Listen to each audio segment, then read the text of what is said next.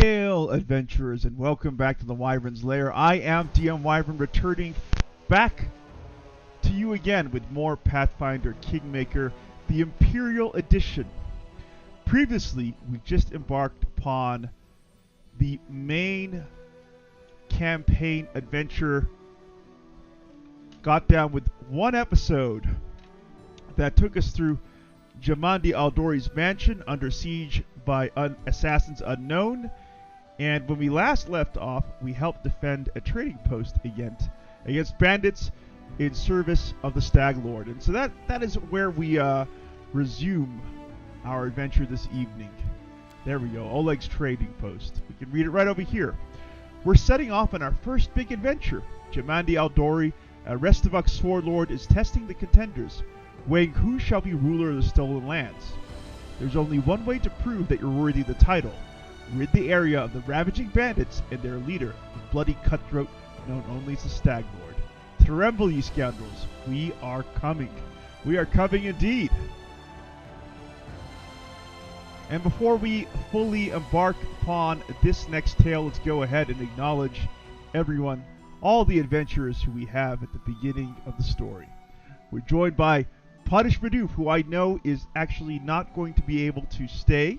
He is off to watch a movie and enjoy your film. Bidoof, Woodland Thog, send my regards to your husband. Thank you for dropping by. We're also joined by Baraz. Good to have you here, Baraz. Mithril also waits in the lurking corner that slips back into the shadows. Good to have you here, Mithril. We're joined by Shannon saying, "Hi, my darlings. I'm cooking, so I'll be lurking for now." Sounds good, Shannon. I just scarfed down a very quick dinner myself, gave myself some content creator fuel, if you will, for this stream. I get such a hunger when I stream. It's crazy. I was talking about this with Where's My TARDIS. Speaking of TARDIS, TARDIS says, Wyvern, hey yo, TARDIS, good to have you here. My brother out there in California, my younger brother there. Oliver says, well, can't sleep, so I'm going to hang out for a while. Oliver, good to have you here, man. Oliver joining us from Ireland via Brazil. Always a pleasure.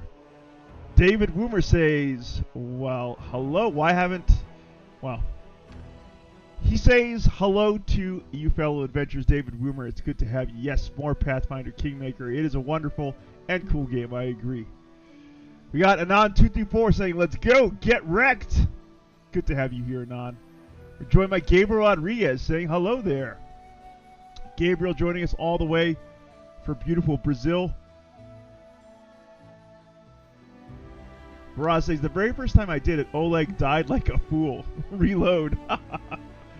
This is a hard game when it first came out, Baraz. There was a lot of features to Kingmaker that was badly broken, and Owlcat put in a substantial amount of time fixing the overall experience through numerous patches, which I applaud them for. They didn't give up. You know, the initial reaction was, this could be a great game, but there were all kinds of bugs upon release, and Owlcat owned up to the fact that they had a ways to go before it was a fully featured computer roleplay game experience, but they stuck with it, and now I would argue Pathfinder Kingmaker is a classic, and you know, the tradition continues with Pathfinder Wrath of the Righteous. Baraz says, did the defense go well? It can be rough depending on placement because the NPC can throw his fire all over the place. That is true. Yeah, the bomb-throwing alchemist. Fortunately, Baraz, the defense went swimmingly. And my character, DM Wyvern, actually proved that he's not a complete waste of space, which is a very welcome change. So I'm not marketing this live stream. Usually I'll post to socials, but I just didn't have the time, and I didn't want to keep you all waiting, you know, any longer. I was 10 minutes behind schedule. So here we are. Top secret Wyvern's Lair stream. People who show up here are the die-hard adventurers, the dyed-in-the-wool Wyvernites, if you will. And On234 says it's still a pretty hard game. The enemies in Act 2 and 3 are not balanced to your party's gear. It's really hard to be prepared for them, especially if you prefer a specific weapon type. Yeah, I have noticed that if you go into certain parts of the content unprepared, you'll often get smashed, and then you have to kind of go back and, you know, optimize your party, their setup, their spells, their equipment to take on that bit of content. Baraze's Owlcat revealed recently that they lost the Pathfinder license due to legal stupidity when they became independent. So they can no longer patch the console Kingmaker, for example, and lose profit. Wow, that is stunning. Baraz, where did you hear that, out of curiosity? Alright, we got some chests here. We got a little kitty. It's locked, so we can't get in. Let's go down. So we just defended the trading outpost. This is the next day. We could talk to our companions. We have Svetlana Levitin and Honorial Eight Eyes, who we haven't met. Let's go and talk to Svetlana first. Svetlana, good day. I hope you're feeling alright after that battle. I can't thank you enough for what you've done. I definitely don't want to waste your time. But if you have a moment, I have a request. I'm going to say, what did you want to ask me? Svetlana lowers her head. This is a very personal request. It may be not important enough for your time. I'll completely understand if you say no. But the first time the Stag Lord's thugs came here demanding money, they also took my wedding ring. Just tore it off my hand. It's just a trinket, really, but it meant so much to me. I remember every moment of the day Oleg came to me, that ring in hand, to ask if I'd marry him. I was standing in a fancy dress on the stairs of my father's home, fearing that I'd misheard something, or that I'd say something stupid and everyone around would laugh. Svetlana interrupts herself, shaking her head gently. If you happen to find my ring among the bandit's possessions, please bring it back to me. It's easy to recognize. My name is engraved inside the band. Svetlana drops her eyes, lowering her voice. There is one more thing. Among the bandits, there's a dark-haired woman who wields dual axes. She's not bad in a fight. In fact, she can be extremely dangerous and cruel. But please, I beg you, show her mercy if you have the chance. I'm going to say, I can't promise anything, but if I do come across your ring, I'll return it to you. Svetlana, I understand. I appreciate any effort you put into it. Alright, let's say, tell me about yourself. How did you and your husband find the courage to establish a trading post in the Stonelands? Svetlana, it was Oleg's idea, though I supported him in it. He didn't realize how dangerous it was here, of course. In Restov, everyone respects the Sword Lords, and everyone's accustomed to relying on them. Even the mention of someone like Lady Jamandi could be enough to fend off a street thug or some other trouble. It could maybe even work in some places here, but not with the Stag Lord's men. Tell me about the Stag Lord. Svetlana. He's not just some average bandit.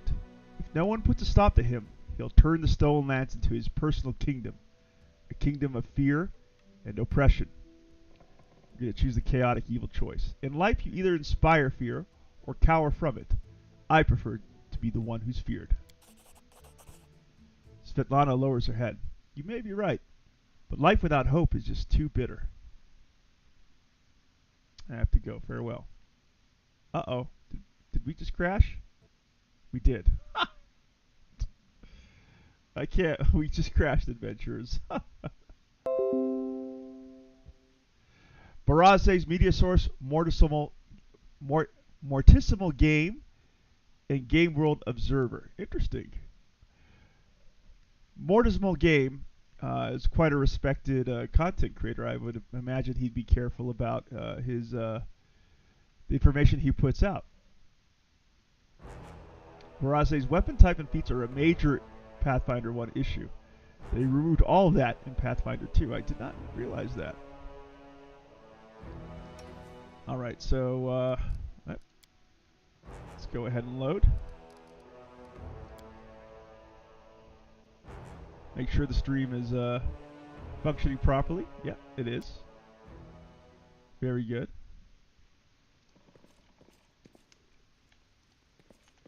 Adventurers, please welcome our friend Sesame Street Fighter here to the Wyvern's lair.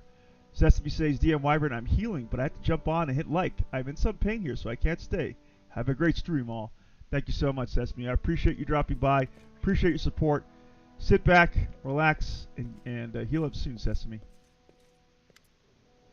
Alright, we're just going to go through this really quickly. Uh-huh. Uh-huh. Fascinating. Great.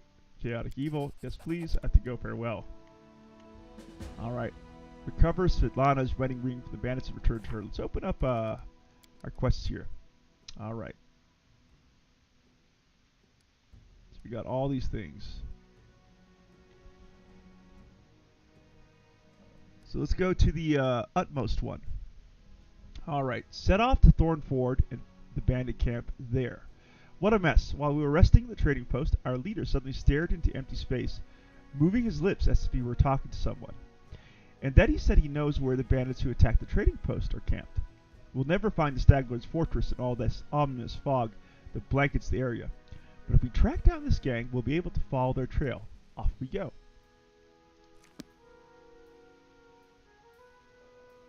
Alright, let's talk to Honoriel Eight Eyes.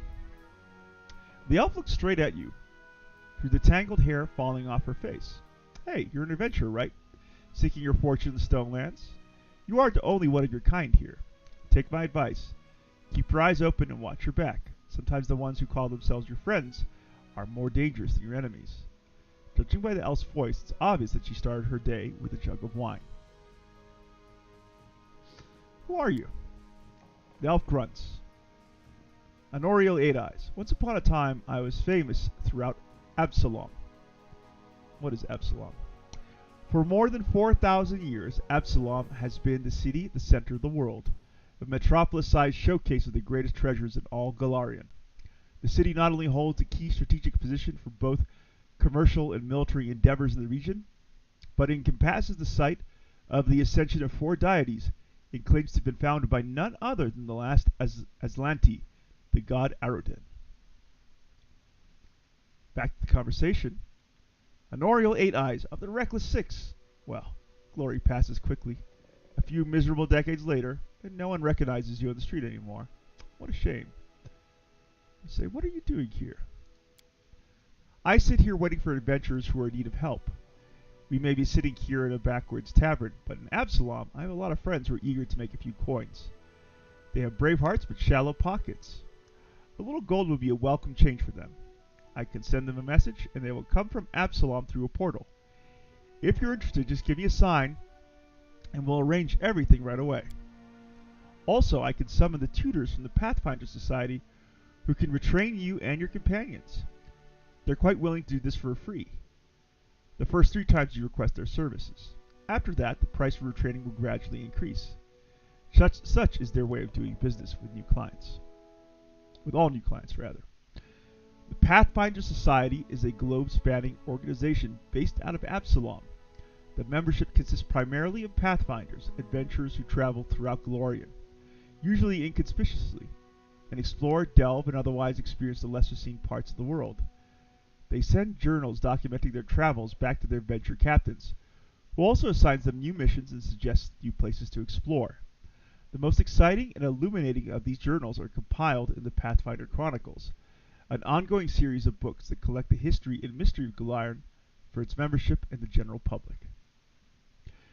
Anon234 says, did Wyvern say who he's planning to use in his party? Not yet, Anon234, though I'm likely going to try to put together a party that reflects the alignment of my main character. So chaotic and evil.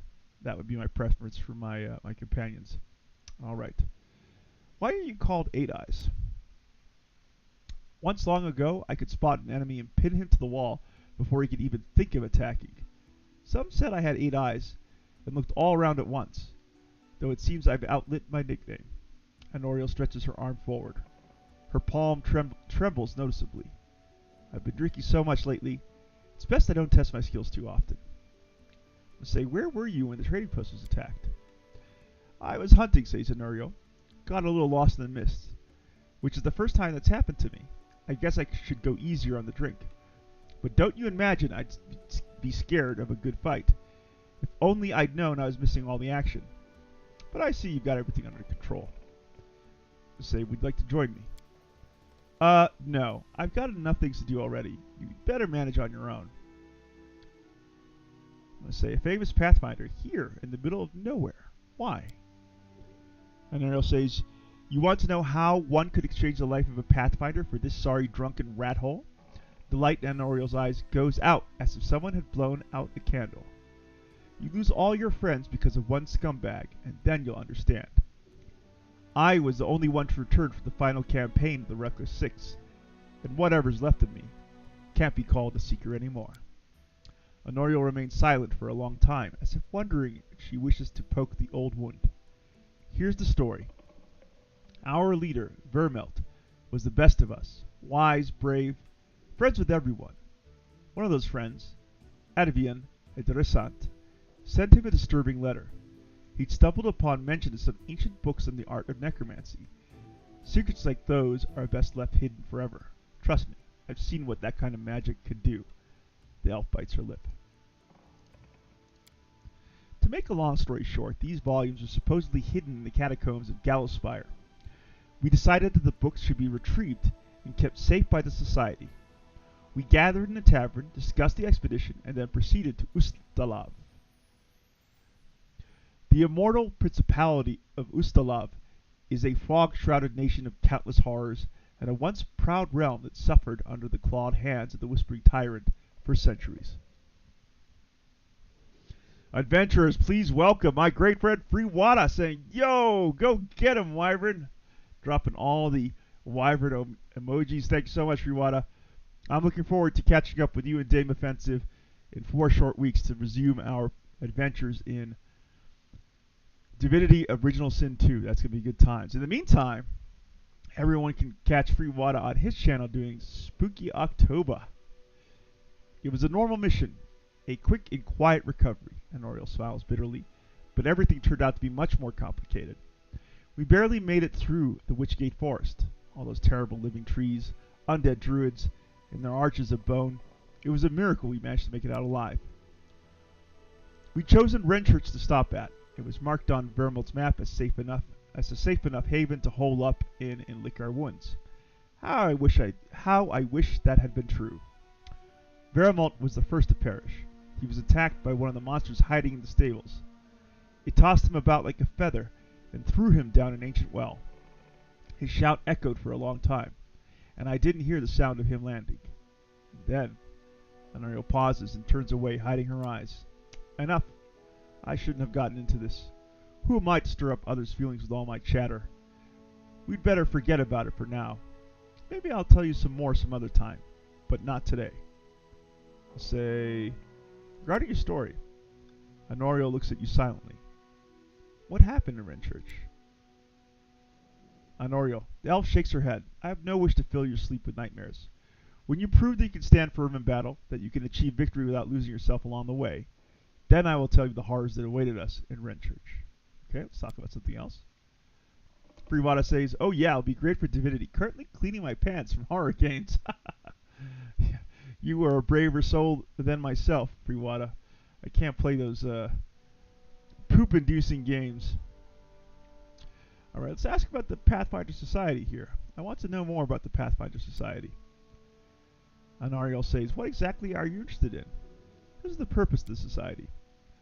Anariel says, it's a school of adventurers. We search for those who are eager to test their skills, and we educate them, and give them ideas about where on Golarion they might seek their fortune.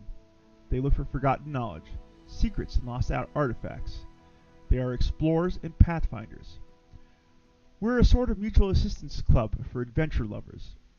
We exchange experience, share knowledge, and keep careful records, in case it proves useful to future expeditions. And also we publish books for thrill seekers and bored urban teenagers from wealthy families. What kind of members does the society have? And Ariel says, all sorts of adventures. We have representatives from all races, religions, and beliefs. The Grand Lodge is in Absalom, but there are many smaller lodges throughout Golarion, and the adventure captains direct pathfinders to their goals from across all corners of the world. There are many renowned heroes in society, and many scoundrels as well, whose service to society has brought them fame. And I say, who does the society support? And Ariel says, you mean who does it serve? No one in particular. Pathfinders try not to get involved in the quarrels of others. They serve only the spirit of adventure. And sometimes they happen to save the world. However, that doesn't mean there are no black sheep among the seekers. Alright, we'll talk about this later. I have to go. Honorio says the society is an interesting community. There is much to tell about it. Alright, but we will listen to that tale another time. There's Oleg, and there's my little red panda Ember, cousin to Lily Panda, I'm sure. Let's talk to Oleg here. Oleg greets you with a quick nod. So the bandit breaker arrives. You took the money the bandit stole from Oleg. Oleg says, well, anyway, new day, new troubles. Have you seen the fog? Never seen anything like it before. The road to Rostov looks like someone spilled milk and it just hung in the air. I couldn't see anything through that soup, not even with a torch. Feels like witchcraft to me. I bet the Stag Lord's involved somehow. Rumors say he deals with all kinds of bad magic. I'm going to say, tell me about yourself. Why open a trading post in such a dangerous place? Oleg says, I just dislike the noise. Oleg answers reluctantly. I'm from Rostov. Cities are complicated. Lots of people, each with their place in the shelf. Bow before this one, fear this other, don't do business with the third, but be sure to be extra nice to the fourth. And villages are a little better. Everyone likes to stick their noses into each other's business. I just wanted a place where I could be my own master. So I ended up here. I say, tell me about the Stag Lord's gang and any other bandits operating in the area. Oleg says the other gangs, if they're still here, try their best to keep a low profile. As for the Stag Lord's men, well, the most notable of them are his 3 lieutenants. The oldest one's name is Akaros. He's from somewhere around Taldor. What is Taldor? The mighty empire of Taldor once stretched from the Arcadian Ocean to the border of the Padishah Empire of Kalish.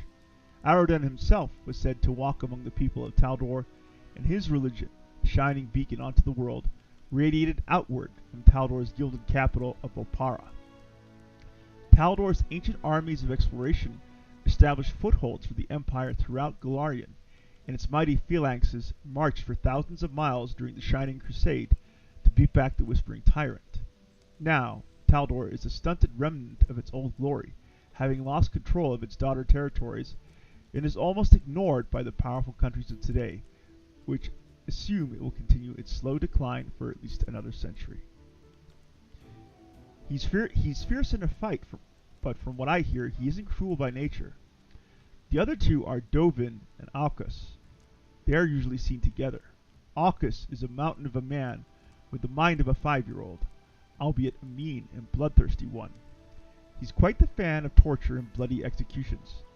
Dovin, though, that one's a snake in a man's body. I hope to never meet him in the flesh. The rumors about him are more than enough for me. Say, I need to take care of the Stag Lord.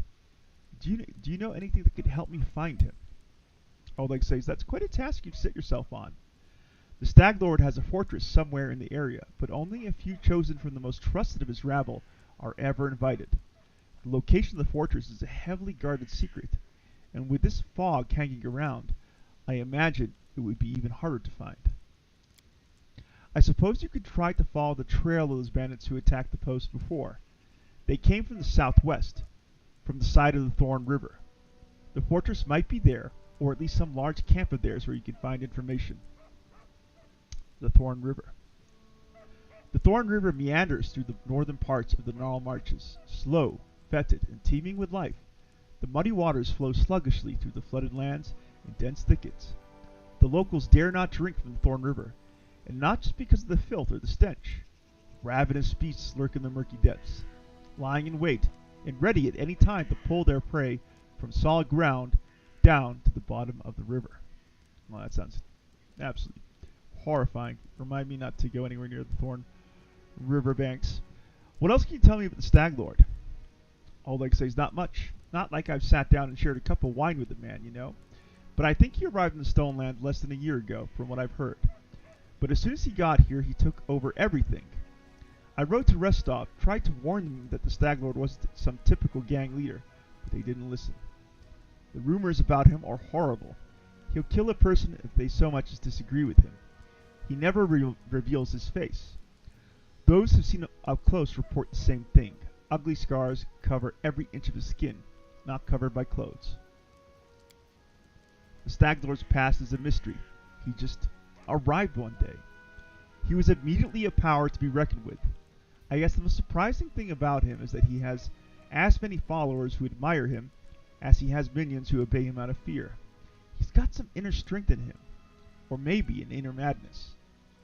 There are many who seem to follow him because of that madness, like it was some kind of virtue. Alright, show me your wares, Oleg. Oleg says, you looking to pay for my wares with the same money you took from me? Is that funny to you? Yes. He's a little bitter, it seems. He's a little bitter. Yeah, let's get rid of these clubs. Torches we can hang on to. Long swords. All that stuff can go too.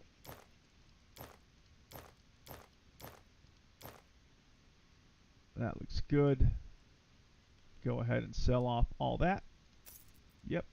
And we're now sitting at 1,400 gold. And hopefully, oh, we are overloaded. Let's once again show me your wares, Oleg. Yeah, we gotta. It's our rations. That's encumbered us. Freewater says, "Oh yeah, I gotta clean that backpack." Still around, Freewater, huh? Alright, let's put away some of these rations in the inn. I think I have a party chest that I can use, because that's what's causing all this encumbrance. That's not going to be, that's not going to work out in our favor. Personal stash, great. Alright, so, oops, nope. How do we split? There we go. Split? Let's take 12, put that there. Nope, that didn't work. Move. Wow, still heavily encumbered, it seems. Oh, I think I know why, because I'm the only person in the party. That could explain it. That could explain why my my load looks like this. Alright, we'll pick that back up. I think I'm only over... Let's figure out how we do this quickly. There we go. That explains why we're overloaded. Anon234 says it's that tower shield. It's stupidly heavy. Let's see how heavy the tower shield is. 45 pounds? 200 pounds? I'd argue it's the rations, personally. Baraz says, yep, it's a technical thing when you're alone. Yeah, I had forgotten about that, Baraz. Let's just learn a little bit more about our companions here. We got Harem. Harem pulls his beard, muttering something that could be either prayers or curses. Upon noticing you, he winces. Hey, what? Ah, it's you, DM Wyvern. I'm going to say, tell me about your past. Harem says, my life is divided into two parts. The first was filled with blind wandering, doubts, and attempts to serve Torag. The second part began when I accepted Grotius into my soul and received a clear vision of the world. What exactly would you like to know? Who's Torag? Torag, also known as the Father of Creation, is a stoic and serious dwarven god of the forge, protection, and strategy who values honor, planning, and well-made steel. He is often a distant deity, lending magical power to his clerics but leaving his followers to make their own way through life, knowing that this will make them strong and determined. And we know Grotius is, of course, waiting to clean up the material plane. I'm going to say, where are you from? Harem says, my life story began in Larat, a city of dwarven clerics and acolytes. They served Torag and the other dwarven gods, Torag's brothers, Angrid and Magrim, Torag's wife, Fulgrit, his daughter, Bolka, his sons, Gunudanar, Coles and Trude, and Torag's sister, Rangvit. Harem curves his lips in contempt. I wouldn't be surprised if they built a temple to Torag's pet dog. Sorry, I let myself get carried away. Harem sighs and pulls his beard several times. Larad is the second largest dwarven city in the 5 King Mountains. It's built up around numerous temple caverns, which serve as places of worship for all the dwarven gods. Many pilgrims from every corner of Golarion come to Larid to pray to their gods. Some remain to live there. The 5 Kings Mountains are tall and imposing peaks rich with ore and iron and bloom mushrooms. Heavily populated by dwarves, they are the largest center of dwarven culture on or beneath Golarion. Highhelm, the largest dwarven city in Golarion, is located under one of its peaks. Harem. This city is simply imbued with faith. You can't swing a dead cat without hitting a cleric. It's no surprise, inspired by the aura of the city, that I decided as a young boy to dedicate all my efforts to becoming a cleric of Torak. You once tried to serve Torak? Harem says, not just tried, it was a burning passion. I craved it by day and dreamt of it at night. Harem shakes his head, as if amazed by his own stupidity. You see, DM Wyvern, for in my first days I felt the presence of the god at my back. I heard his whispers and felt his power, though the nature of this power was unclear to me. I thought Torak himself was trying to speak to me, and I did all I could to understand his words. Oh, what a naive fool I was. I had no idea that Torak, that uncompromising, conceited god, glamorized by all dwarves, was capable of betrayal. He turned away from me, DM Wyvern. He left me in the hour when I put all my hopes in him and desperately needed his support. Torak is the god of craftsmanship, so every follower, especially the clerics, must smith their own suit of armor. The day when this work is finished is like the second birthday for a dwarf. He's newly born in the eyes of Torak. Harem sighs heavily and falls silent for a time. My second birthday never came. I couldn't make armor, not even a sword, not even a simple nail. My hammer smashed my fingers and fell on my feet. Molten iron burned my hands. The clerics laughed as they healed me. They used to say I was cursed by Torak. So finally I gave up any attempt to please the betrayer god. I'm going to say, even if Torak really has rejected you, is that enough reason to leave your homeland? Harem says, you don't know much about dwarves. Harem lets out a sad sigh. How could a dwarf cursed by Torak go on living in a city where every single soul bows to Torak? I was alone, disgraced, humiliated, insulted.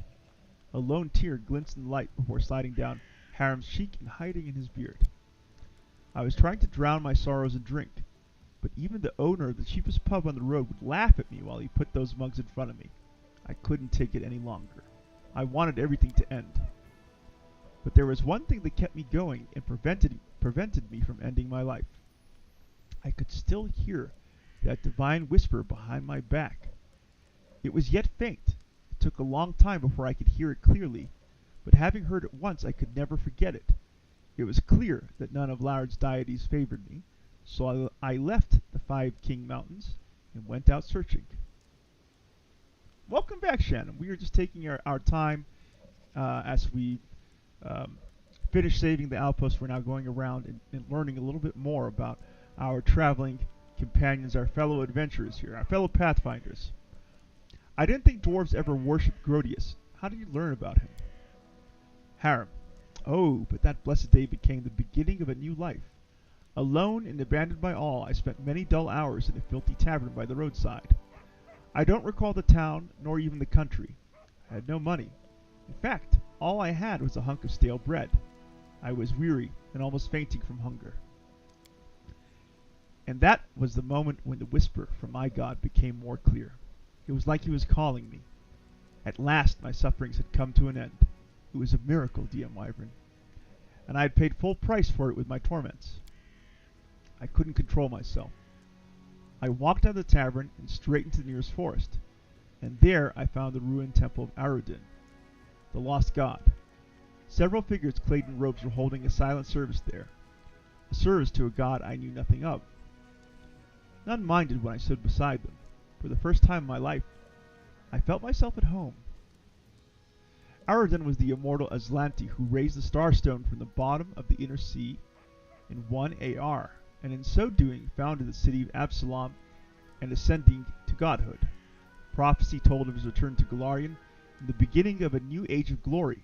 On the eve of his return, however, his clerics were cut from his power and terrible storms racked the world. Now presumed dead, Arudin's demise ushered in the current age of lost omens.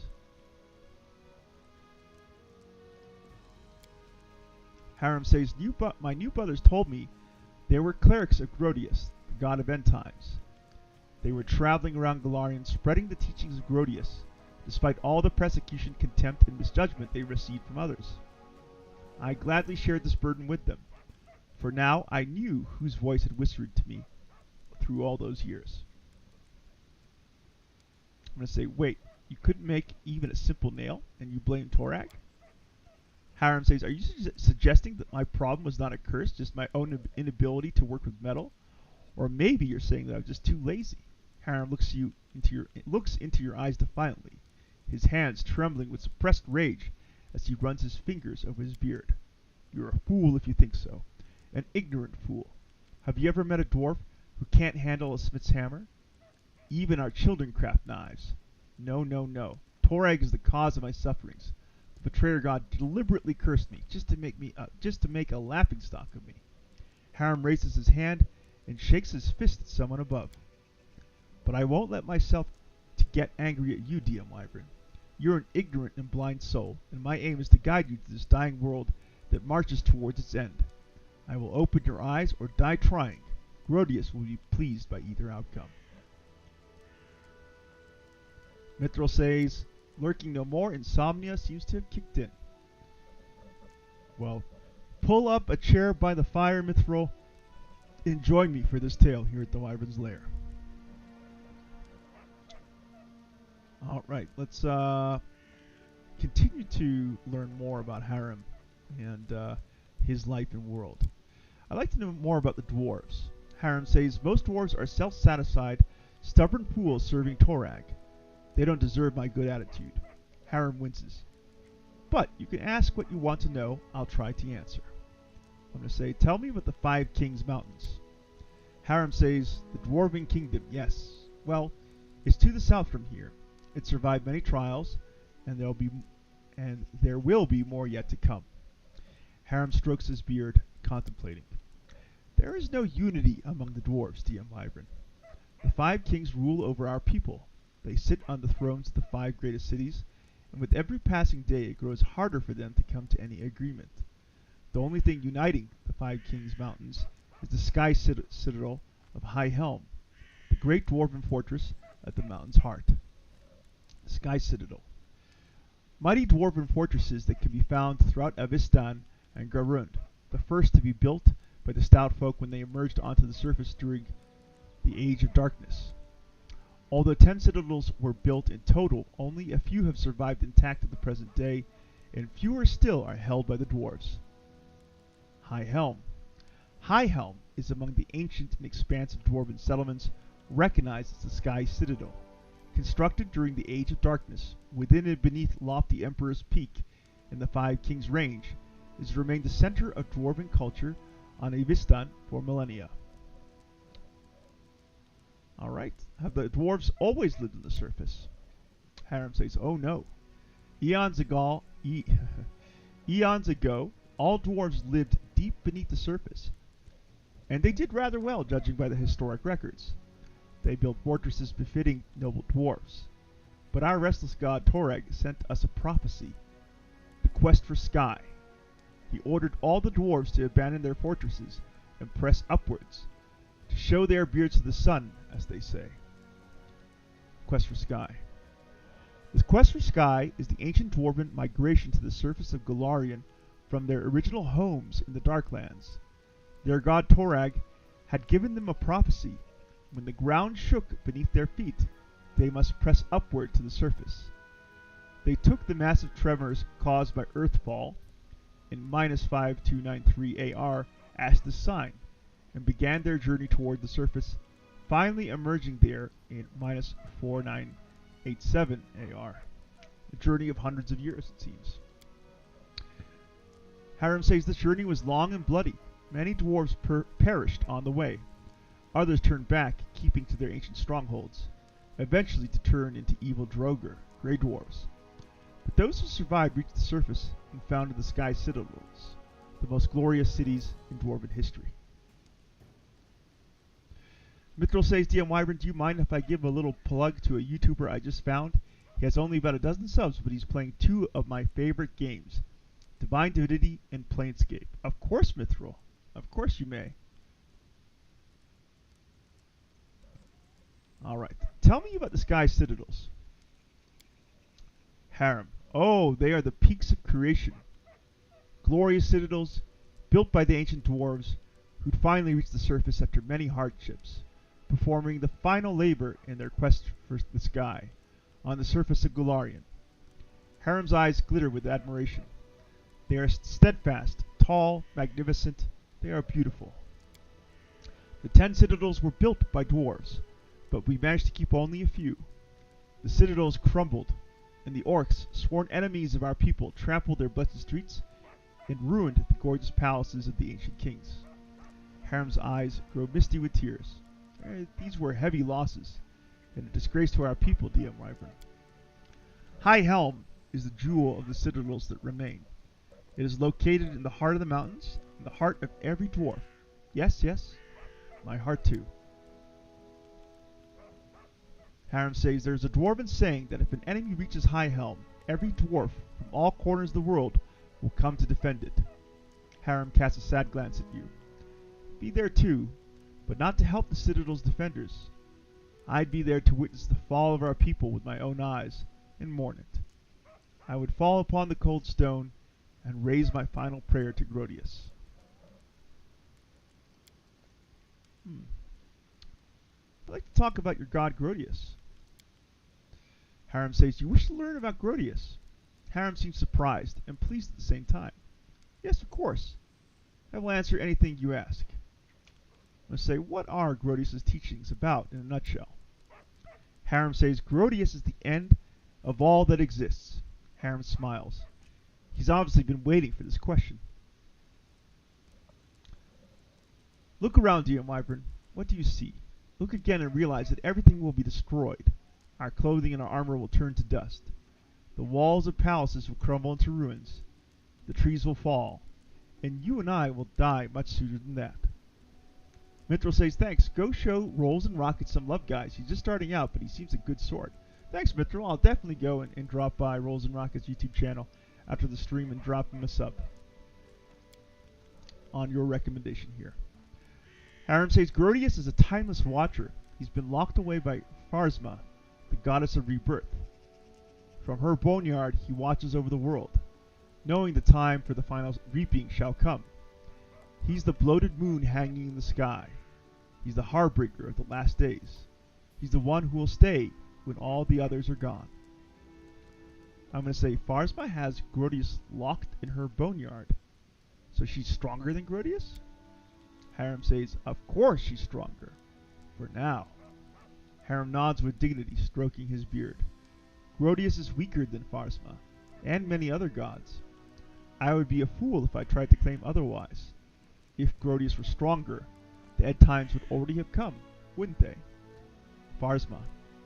The Lady of Graves, the Mother of Souls, Grey Lady. Pharsma is the goddess of birth, death, and prophecy. She shepherds Golarian's recently departed souls to their final reward. Upon death, souls migrate via the River of Souls to Pharasma's boneyard in the outer sphere, which sits atop an impossibly tall spire that pierces the astral plane. She is among the most ancient deities in the multiverse, but keeps her knowledge of the fate of all souls closely guarded. Harem says, but the powers of the other gods fade away. They dissolve slowly, a grain in a century. Grodius collects those grains and waits. He doesn't need to hurry. He knows that his time shall come. Say, usually clerics can speak with their gods. What does Grodius say to you? What is his will? Harem shakes his head in resignation. Grodius doesn't speak to his clerics. Actually, Grodius doesn't need any clerics. The dwarf raises his sad eyes to you.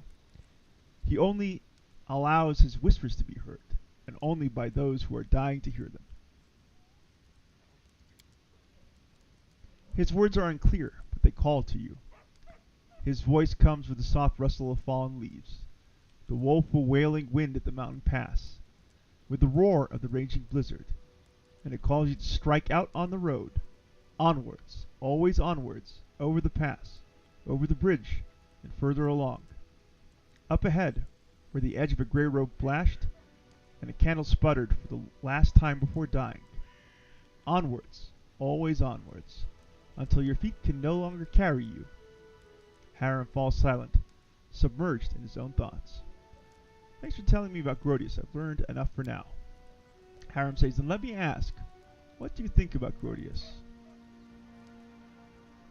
I say, I like your tales. There's an inner truth to them. Harum. A broad smile spreads across Harum's face. I'm glad you think like that. We'll bring this truth to the whole world, and tell everyone that the end is inevitable. I want to say, did I startle you? I'm sorry. Harum says, oh, that doesn't matter. I was just contemplating the futility of existence and the worthlessness of the universe. The ways of Grodius are great. My humble mortal mind cannot fully grasp them, but I do what I can. Harum smiles apologetically. I'm going to say, from what I've heard, Grodius doesn't spare the minds of his clerics. They all go insane eventually. Is that true? Harum says, ha! Who told you that? I like to look that slander in the eye. Harum bursts into laughter, but you can't understand what's so funny.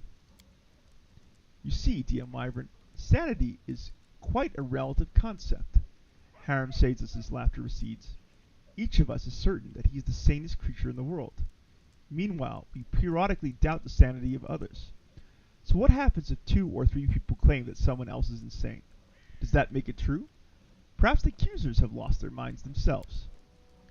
The longer a cleric listens to the whispers of Grodius, the better he comprehends the essence of his designs, and the deeper his understanding becomes. When enlightenment comes, the mind of a cleric ascends to a new level of understanding, which is inaccessible to simpler souls. Is it insanity? This is for you to decide, DM Wyvern. My decision was made long ago. When I reach enlightenment, I'll accept it with joy and delight. Chaotic neutral. Ha! Well, when you learn Grodius' divine plans, remember to tell me about them. I could use a good laugh.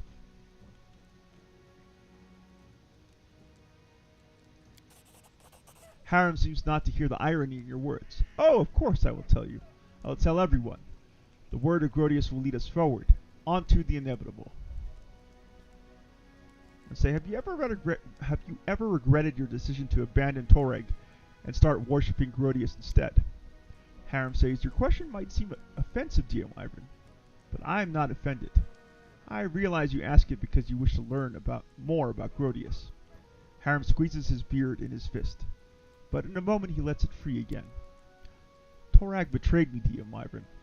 All he's ever done was look down with contempt on all my futile efforts to please him. I crafted armor plates, but they fell apart with a single strike of a fist.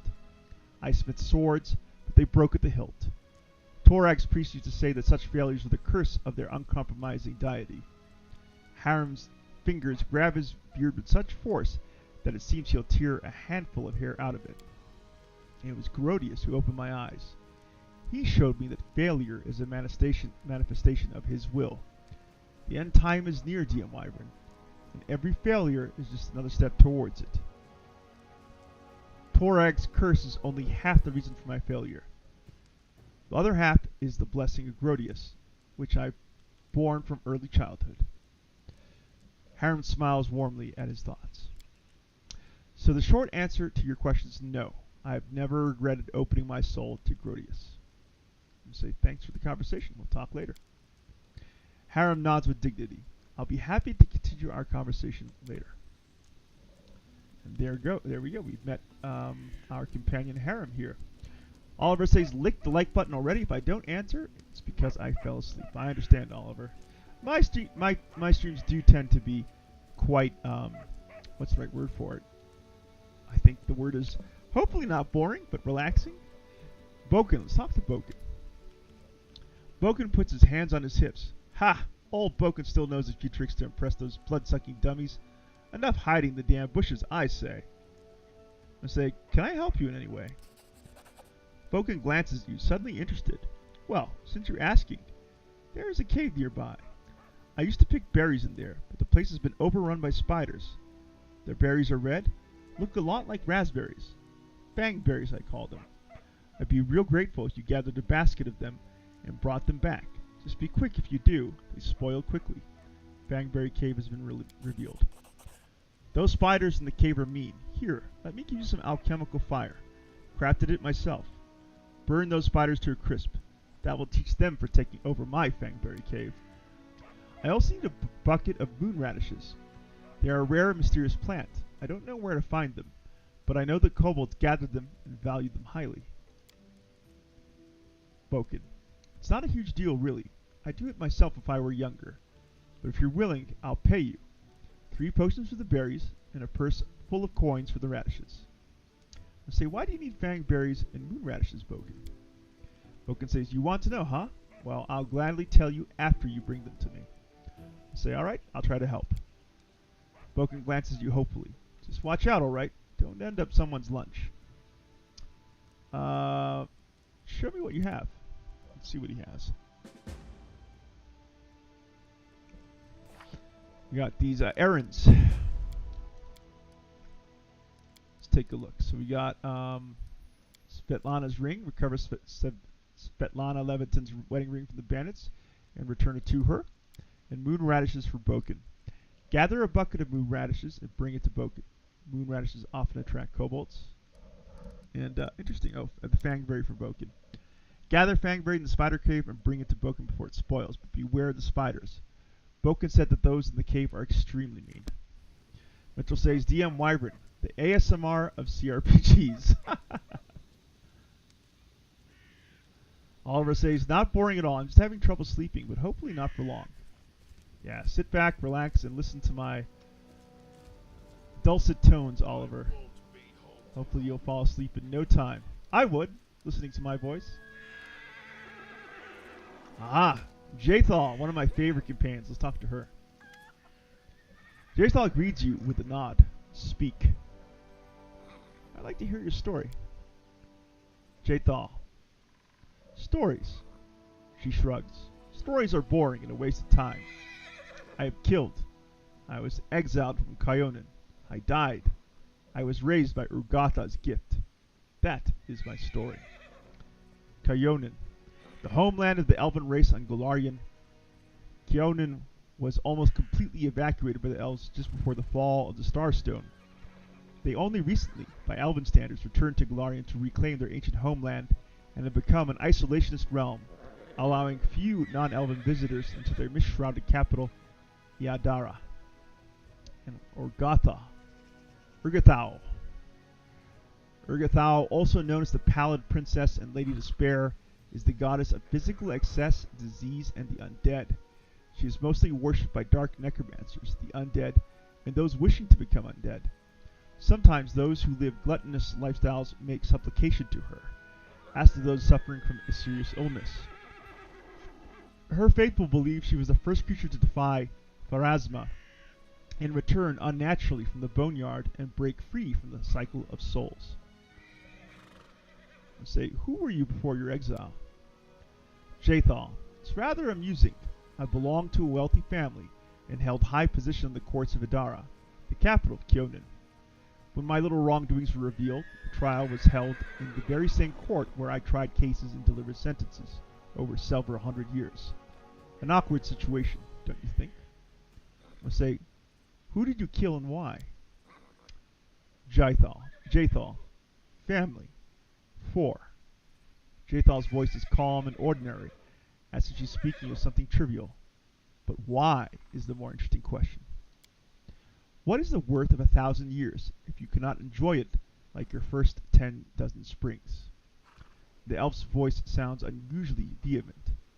Everyone consider elves ever young, but our youthfulness is but a mask, a threadbare ritual gown.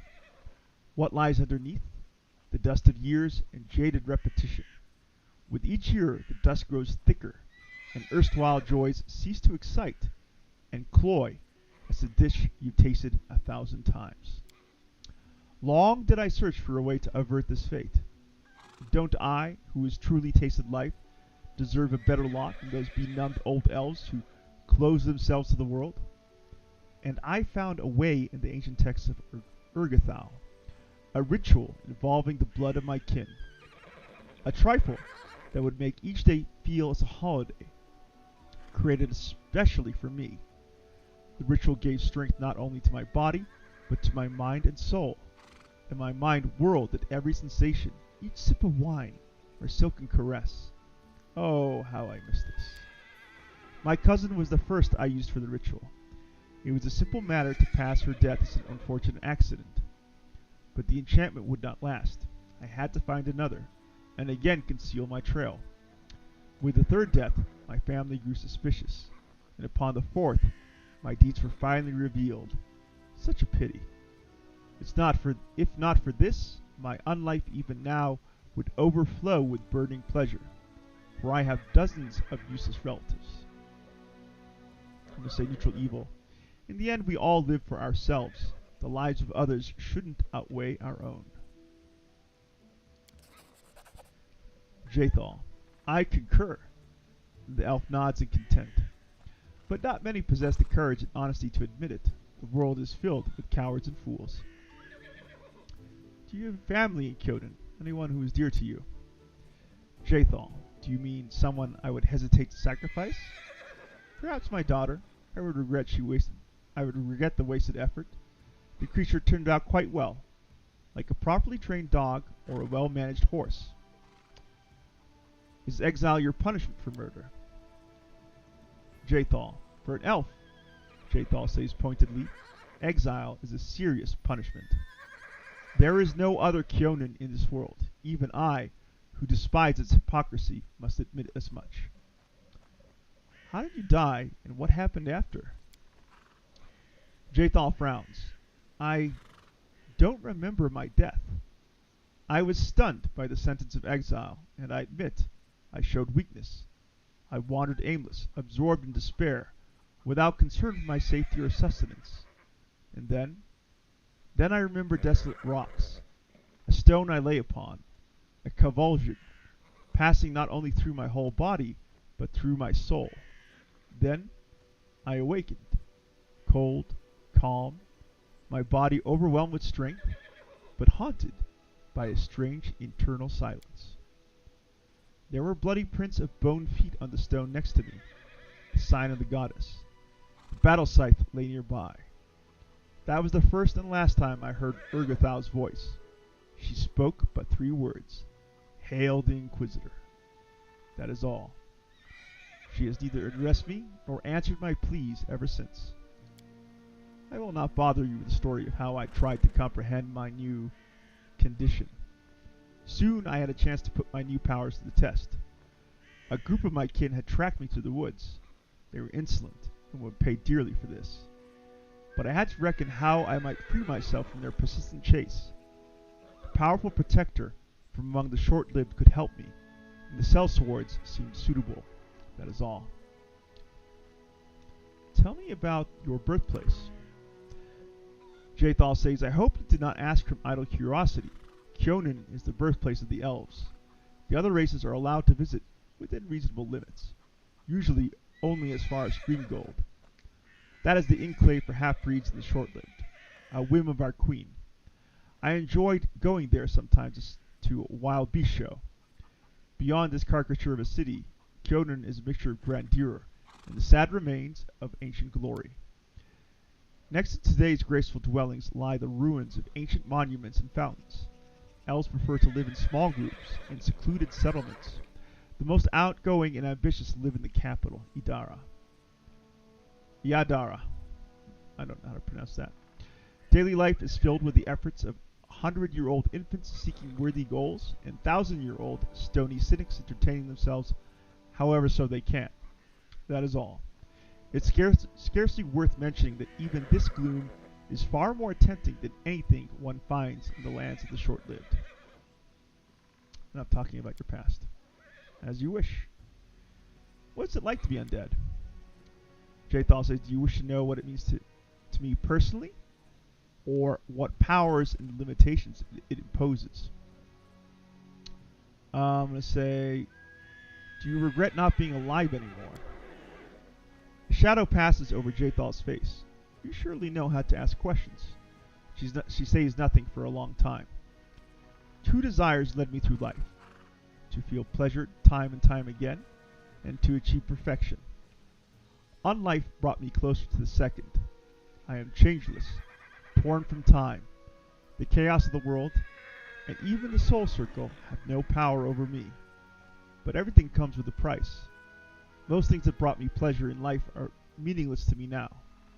How can I decide which is better? Shy says, here lurking, downloading an update so everything is stuttering. Adventurers, please welcome our great friend, the Toga Queen herself, Shy Violet, to the Wyvern's lair and the latest tale, Pathfinder Kingmaker. When you choose chaotic evil, you become powerful. That's all that matters. It's much better than the life of ordinary mortals, and even elves. Jathal reminds me of Queen Tiamat.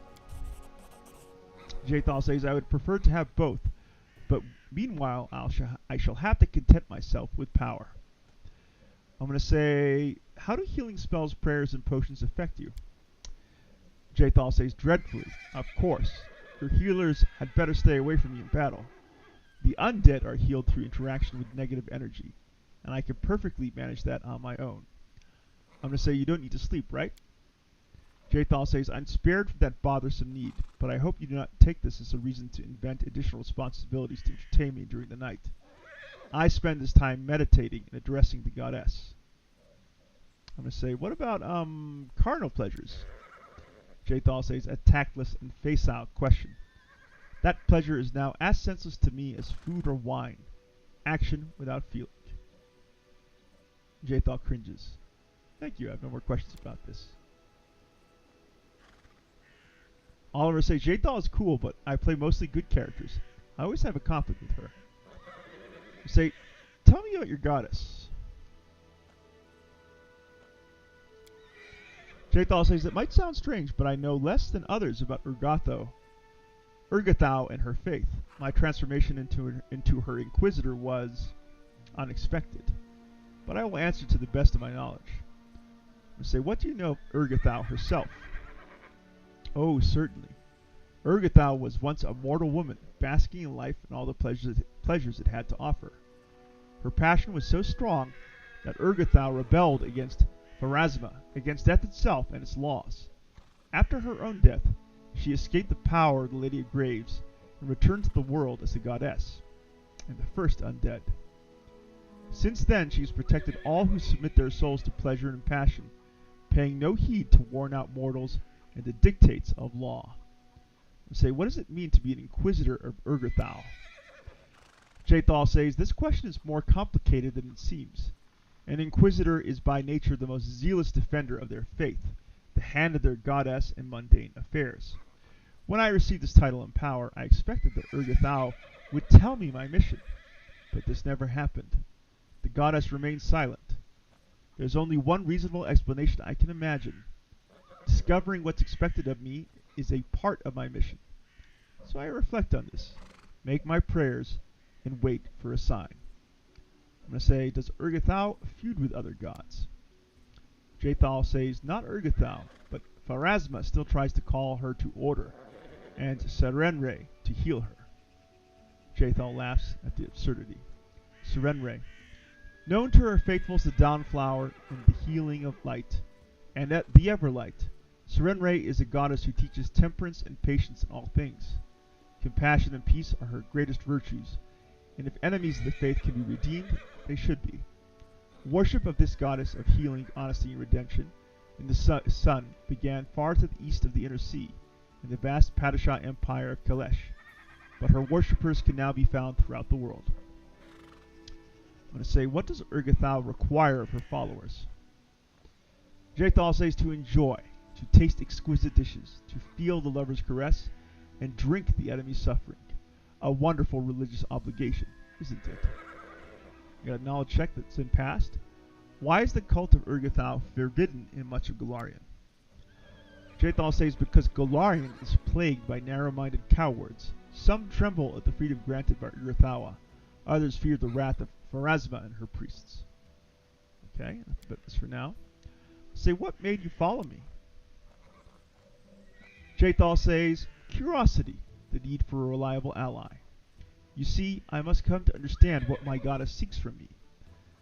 Urgathawa gave me the powers of the Inquisitor without declaring her will to me. I await her reply, any hint or trace or clue. And I suppose our meeting was no mere accident. Besides, Jathal cringes, I imagine that several Keonan assassins still pursue me. They never risked attacking me while I was under the patronage of the Aldori. They are unlikely to attack while I have reliable allies like you. I'm going to say, but why do these assassins follow you? Jathal says, I don't know. They can't have been sent by the Queen. I am branded outlaw, but my punishment was exile, and it's not custom for the elves to contravene their own verdicts. My attackers shouted something about threat and blood. I suppose they are a splinter group of feeble-minded zealots, or someone on a quest for personal revenge. Thank you for the conversation. Farewell. There is Jathal, our resident sociopath. There's Amiri, her sister sociopath. Let's talk to Amiri, our last companion, and then we can... Oh, hey, there's a dog. And then we can hit the road. We're going to talk? Amiri utters a weary sigh. All right, spill it. I'm listening. I'm saying, we're just talking. You don't like it? Amiri shrugs several times, perhaps flexing her muscles, or maybe just filling in the silence. Don't know, she admits at last. Depends what we're going to talk about. If it's about monsters or swords or scars, I approve. That's good. And if you're going to ask questions like why and what for and how, screw this. Amiri looks you over slowly head to toe. Or you got even harder ones? And say, tell me about yourself. Amiri says, this simple question is to puzzle Amiri. She scratches her head and then starts counting on her fingers. First, I'm a barbarian. I'm strong. I grew up in the realm of the Mammoth Lords. I left my tribe, the Six Bears. Amiri looks thoughtfully at her four bent fingers and shrugs. And I like fights, she concludes, bending her thumb. Realm of the Mammoth Lords. A realm of megafauna, inhabited by humans almost as savage as the prehistoric beasts surrounding them. The realm of the Mammoth Lords is a land in Avistan's far north that is home to myriad nomadic tribes of Keeled barbarians. I say, what's it like to be a barbarian in the Six Bears tribe? Amiri says, our people are big and strong. We can cut a monster in half with one swing. We can walk 3 days and nights with no rest. We can eat a whole fried aurochs. I don't know how you pronounce that. I say, I guess you have to do a lot of training to become as strong as you are. Amiri says, training? No one frickin' trained me. The boys of the Six Bears got the training. All I could do was watch. Amiri's eyes gleamed with anger. You know what? They were still crap even after all that training, because I kicked their butts hard. Animals, bandits, monsters, all thought they were stronger than me. Idiots. Amiri spits in the ground. Because when you start a fight, you think you can win. You think you're stronger than your enemy. Amiri raises her chin proudly. I defeated them all. See all the scars on my face? I'm going to say, what does the realm of the Mammoth Lord look like? Amiri says, huge and freezing. No place for weaklings. Amiri narrows her eyes as if evaluating your ability to survive her homeland. Tribes hunt aurochs herds to survive. Aurochs are fast, so tribes follow herds for days, just not to die of hunger. If you are weak, you stay behind and die in the snow. Tribe cannot stop. Also, there are giants and mammoths. Sometimes demons come too. And the mastodons. And the saber-tooth tigers. Amiri grins. You would survive, I think. For a few days. Ha! Say, why did you leave your tribe? Amiri flushes. Because they were assholes. All of them. Men were cowards and scoundrels, and women were scared like sheep. Amiri rolls her bloodshot eyes in fury. Men there think no girl can be a fighter, because they are weak. They are afraid a woman can beat them. And females just nod. Go sue hides, cook meat, watch kids. That's what they always say. But I'm a warrior, damn it. I won't cook hides and watch meat. Amiri's already shouting, fists clenched tightly. Amiri says, I told them so. I went hunting with men, and what did I get? Still the same. You're a woman, you stay home. Even gave me a nickname, the Soft Chieftain, like a warrior woman was a funny joke. Damn, I even went to hunt those shit-faced frost giants, and there, Amiri suddenly stops, breathing heavily, sweat beading on her forehead. After a moment, Amiri waves her hand awkwardly and forces herself to grin. So I left. Cowards, scoundrels, and sissies they were. That's why. I'm going to say, you're quite a good fighter. Amiri jerks her head up. Quite good, huh? Compared to who? If I was a crappy male, I'd fight better. Is that what you say? She glares at you, her eyes narrow. Or you say I couldn't be better. Like, go get some training, Amiri. Right? I'm going to say chaotic good. You're very good in a fight. You're an excellent warrior. I was just giving you a compliment. That's all. Lawful neutral. I meant exactly what I said. You're quite a good fighter. Don't raise your voice to me ever again. Amiri continues to breathe heavily for several seconds, glaring at you. But finally she calms down. I won't, she mutters. Forget it. Alright, thanks for telling me. Let's talk about something else. I'm going to say, so why did you leave a tribe? And what's the story about the frost giants? Amiri says, I told you already. They were assholes. They treat women like sheep, not fighters. Amiri frowns. As for giants, I'll tell you later. Someday. Maybe. I'm going to say, that's a formidable sword. But it's not just a simple weapon, is it? Amiri says, you bet it's not simple. Check out how big it is. She proudly raises the blade, and you notice that even though Amiri is extremely strong, she still has difficulty wielding such a large sword. Amiri says, this sword belonged to a real blasted frost giant. I killed the beast and took this looker for myself. Fits me perfect. My damn trophy. Amiri's eyes flash with menace as she's challenging some invisible enemy to try taking away her trophy. I'm going to say, thanks for talking with me. Let's speak again later. Amiri says, talking. When will we do some monster killing instead? Amiri sighs and turns away. Ah, she took the words right out of my mouth. Let's get to some monster slaying, adventurers. So we met our companions. I enjoyed speaking with them and learning about their backstories, but I think we're ready to hit the high road and get this adventure underway. Doing a quick time check. It's 8:30, so we've spent a good, hour plus here at the trading post. We're going to spend an hour more before we call it, I think, for this particular adventure. Let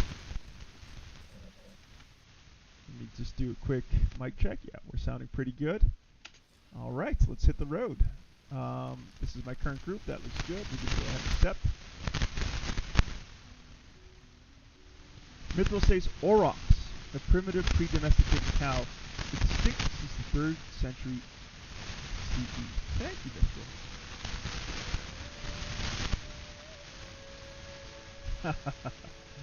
Shy says, hi Shannon, I'm lurking.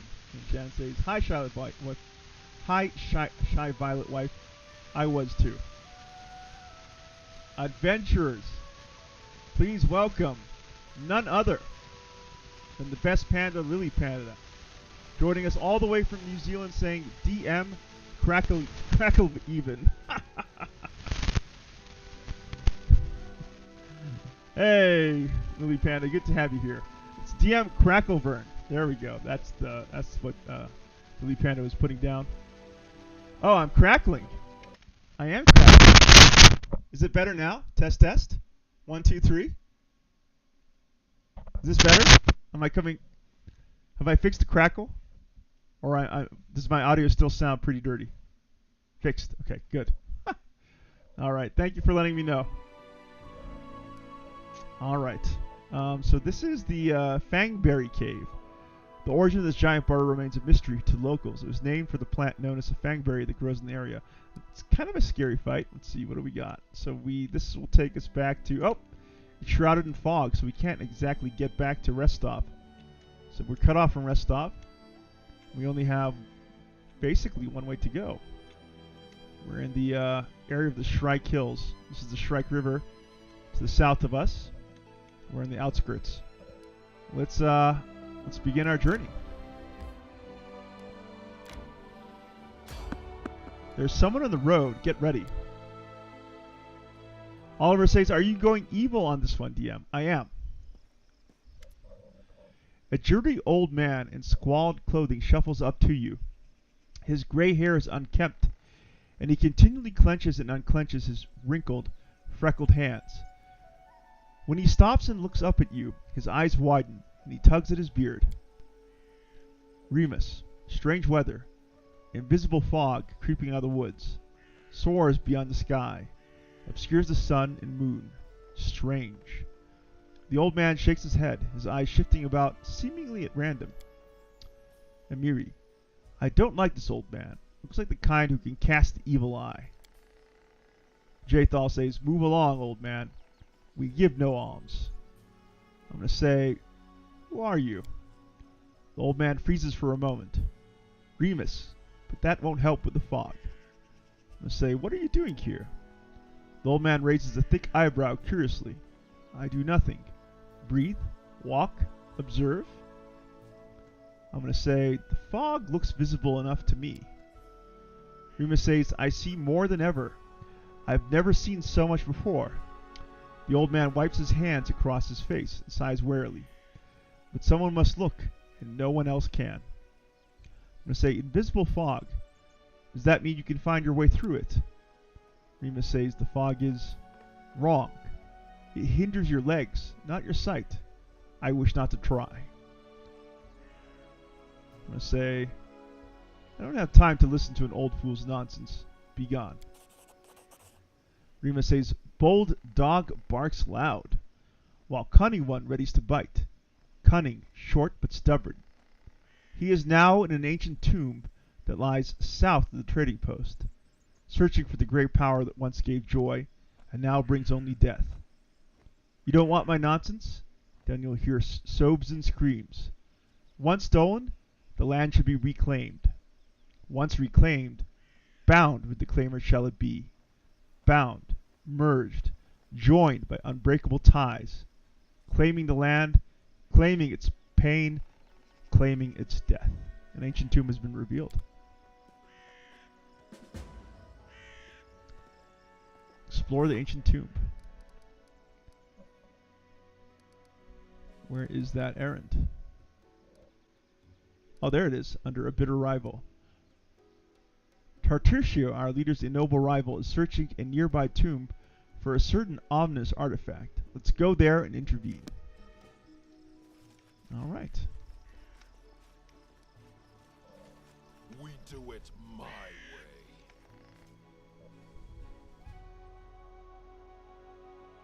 Gabriel Rodriguez says, "DM dinosaur is always evil." I just love the toyetic presentation of this map. The endless plains. Interesting.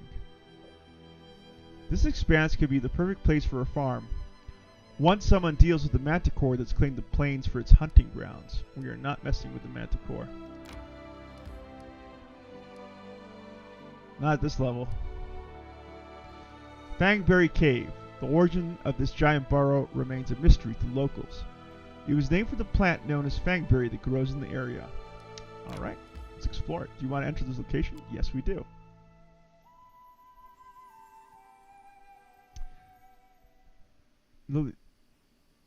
Shannon says that Lily Panda, pork chops in turmeric, spinach, and shallot creme fraiche sauce.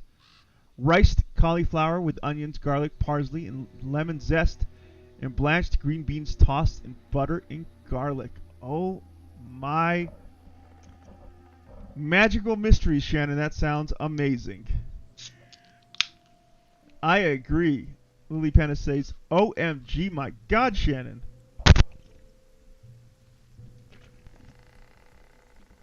Shannon White, you gotta drop pictures of your culinary creations in the Wyvern's lair. I often will occasionally post some of the things that I whip up here at the Wyvern's lair from time to time. In any case, we are here at Bangberry Cave. Let's go ahead and see what this cave has in store for our group of adventurers. Let's explore the environs. Shannon says it was delish. Sounds and reads delish, Shannon. Oliver says that sounds delicious. I think that's... Oh my gosh! I wanna... Let's get out of here. Oh my gosh! Let's get out of here. I don't want this lightning. Come on, move, move, move. Move. Oh my gosh. Quick! Get out of here. Come on, guys. Move faster. Oh my gosh. Where's the way out? There. Come on. Move, move, move, move. Before you get struck by lightning, you fools. Oh my gosh. There we go. Oh wow. Shannon says, I has pictures. I'll post later. Ah, very nice. Alright, back in we go. Yes. Let's hope that the storm has passed. Still storming. Alright, fine. We're just gonna run. There's the cave.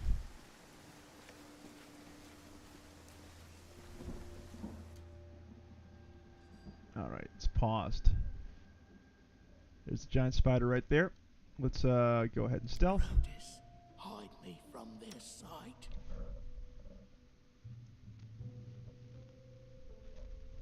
I won't be halted. We got 2 giant spiders here. Blood for Gorham! Blood for Gorham indeed. Alright, we're facing off against 2 spiders, it seems, so we're going to go ahead and charge with Jathal. Very good, and that will be Jathal's turn. Miss, excellent. DM Wyvern, we cannot charge, unfortunately, but we can get about that close, I guess, to the spider. Let's move to about here. Oh, that's right, I was stealthed. Damn it. Of course, that's why. End turn. Uh-oh. Okay. Let's not fool around. Let's go and rage with Amiri. While in rage, the barbarian gains a +2 bonus on melee attack rolls, melee damage rolls, thrown weapon damage rolls, and will saving throws. In addition, she takes a -2 penalty to armor class. She also gains 2 temporary hit points per hit die. Alright. So we're going to go ahead and rage. And can we charge here? We can't, but we can charge there, so we shall. That's good for me. And that'll be that turn for Amiri. Oh my god, spiders everywhere! Alright, alright, we gotta get serious. Let's cast a Bless. Let's get Bless out. Alright, that looks good for us. And we'll move. We'll end turn. We'll move up Harem over here. Harim. And end turn.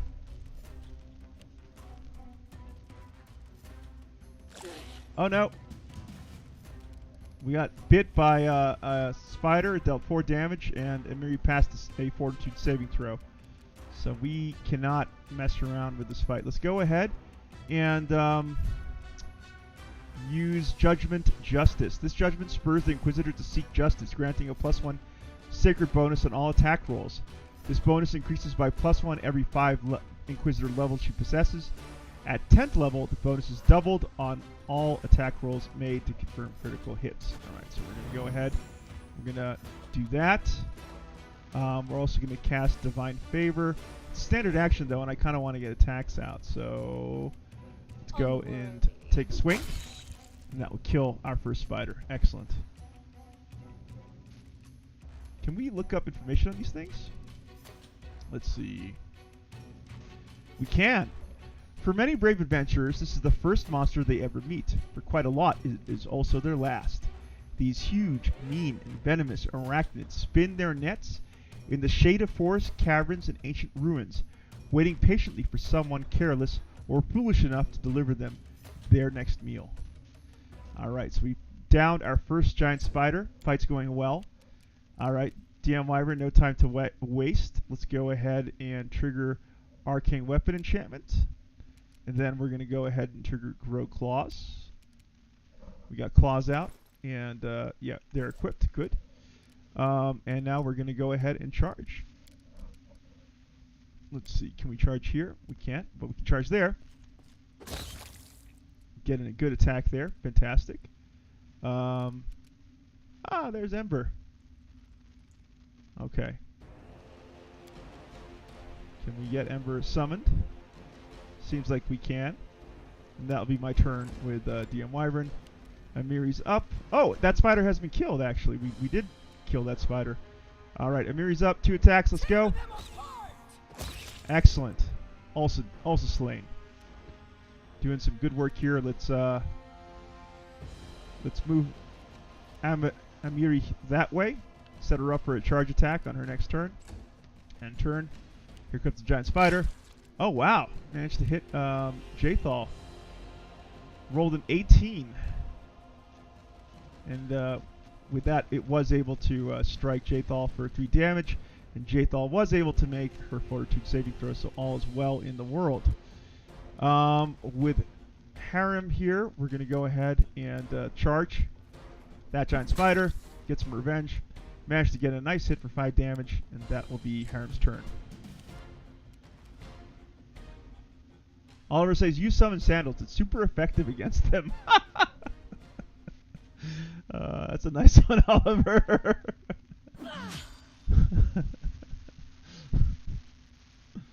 Alright, Jathal managed to also score a hit for 8 damage. That giant spider is still up just barely.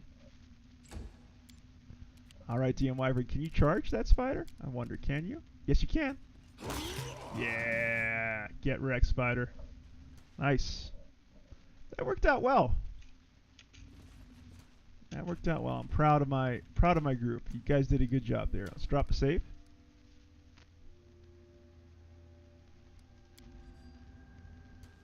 Let's enter stealth. Hide me from their sight.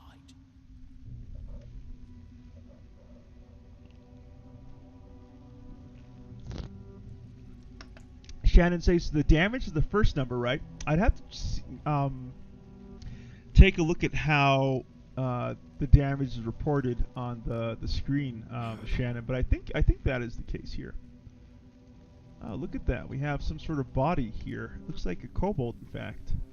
Let's go and search it. It has 23 gold coins, a silver ring, and a potion of mage armor. An invisible but tangible field of force surrounds the subject of a mage armor spell, providing a +4 armor bonus to AC. That's pretty damn good. Explore the cave. It has these glowing fungi against these growing out of these roots that have burst through the roof of the cave.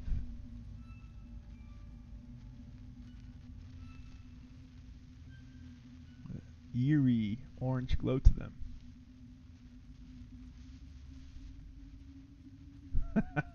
Oliver summons Sandals.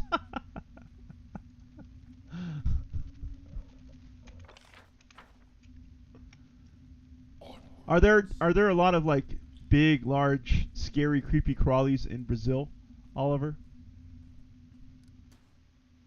More spiders up ahead.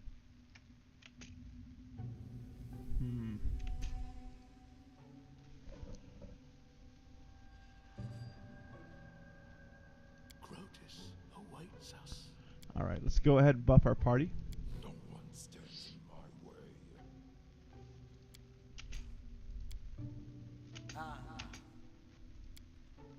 Let's go ahead and rage. State your desire. And use divine favor. We're buffed. Excellent. Let's move up, everyone. Come on, guys, move. Move. Where'd that spider go? Damn it! Was I seeing things? Oh, there it is. There it is. Okay. Here I am. There you are. Go, go, go, go. Well. Who will prevail? There we go. Does it matter? There we go. Gabriel Rodriguez says tarantulas, wanderer spiders, powerful venom, and ultra aggressive. Oof. That does sound pretty darn terrifying. Destructive Smite. You gain the supernatural ability to make a melee attack with a morale bonus on damage rolls equal to half your level and the class that gives you access to this domain, minimum 1. Yeah, let's go ahead and do that. Let's do. It's considered a free action, so we'll go ahead and trigger that. And then we're going to take our attack against this creature here. Repent. Hit it for 7 damage. I like it. Perfect. Good attack roll, 221. 15 plus modifiers plus 6. Excellent. That is going to be Harem's turn. Next up is DM Wyvern. I can get in here with 2 attacks. Let's go ahead and go. Oh, we missed one. Not a problem. And turn. Jathal, take a swing at this spider. It's wounded, and now it's dead. TARDIS says, "All right, I'm back. Adventurers, please welcome TARDIS back to the tale." All right, I think we're good with Jathal. So, yeah, and turn. Here comes another giant spider. Man, these things look ugly. All right, Emiri's on the loose. Let's get in some attacks with Emiri here. They go down! 1 hit, we'll take it. Oh! There's many of these spiders. It's a whole mess of them. Fortitude save. Again, we're thankful for Emiri's sky-high constitution here. Alright, so we're back to Harem. We're going to go ahead and take another swing at the spider. Is the spider wounded? It is. Let's go ahead and attack it. Oh, we missed. Well, crap. Alright, DM Wyvern's out. Let's go ahead and get in a shocking grasp against this thing. Yeah, there we go. Fantastic. So much for that spider. It's been electrocuted. Perfect. That's going to be DM Wyvern's move. Look at that. 9 damage. This is 9 bludgeoning. 3 electricity. 7 electricity. Yeah, baby. Jathal, come on. Don't let me down now. Get in that hit. Yeah! Perfect. Perfect, Jathal. What is Jathal's stats here? 16 strength, eh? Interesting.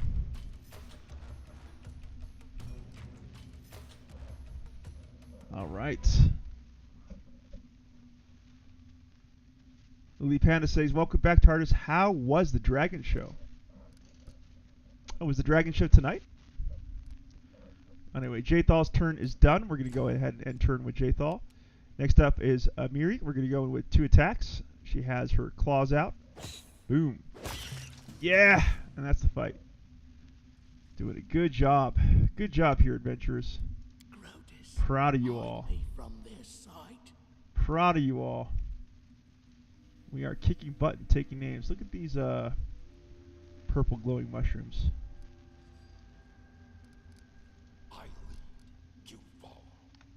Lee Panda says, "I'll binge when they're all available. Hate waiting a week between episodes.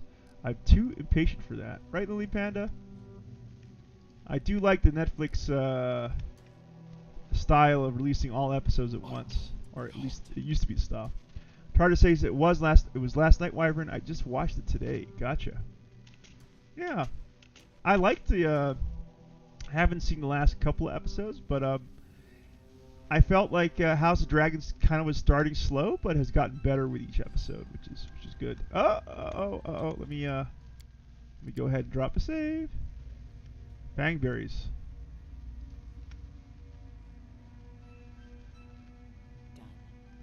We got the Fangberries, excellent.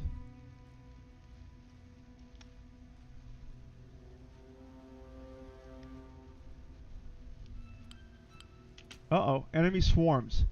Some small-sized creatures, just rats, spiders, or Dragoras can gather into swarms and act as a single entity.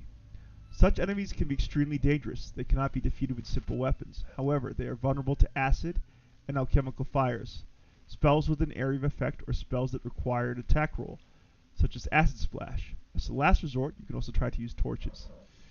Ooh, very risky. Do it my way.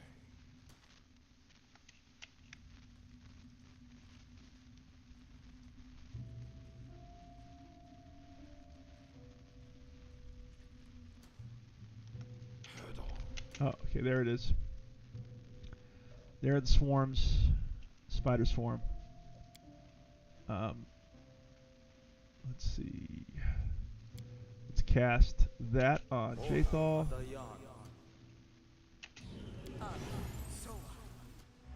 Bless. Okay.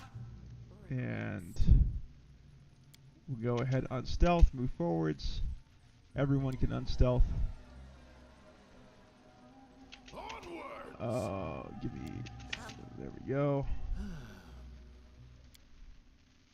Battles await. Battles await indeed.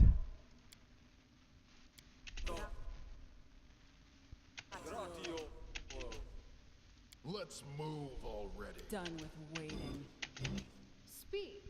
Alright, we got Jathal out with her divine stuff. You cannot stand against me. What are we fighting here? We're fighting against one giant spider there, and then the spider swarm here.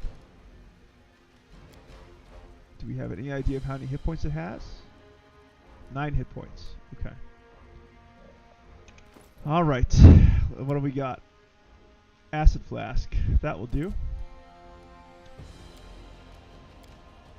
Right there. Get wrecked. 7 damage. Perfect. That thing's almost destroyed. We're going to go ahead and end turn with Harem. Jathal's up. We got another Acid Flask here we can make use of. Let's go ahead and grab that and drop it on the swarm. Uh-oh. Kind of missed. Alright, end turn with Jathal. Next up is DM Wyvern. Don't miss. Don't miss DM Wyvern.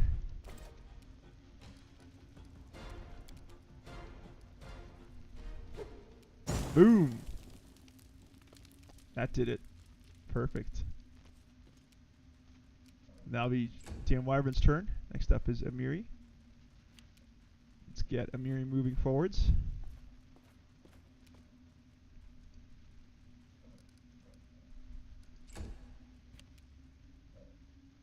Let's move Harem forwards a little bit.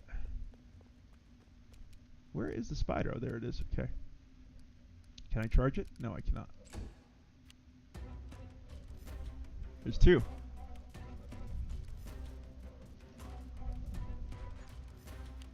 Alright, who's up here? Jathal. Big hits, Jathal. Nice. 10 damage. Yes, the first number is in fact the damage here.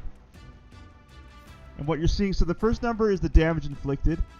The second number is our roll, and the final number is the number we need to meet or surpass in order to hit that creature. So you can see that, oh, sorry, no, maybe I got that wrong. Attack result total was 17. We did 10 damage. 2d4 plus 5. Wow. Alright, that's going to be the end of Jathal's turn there.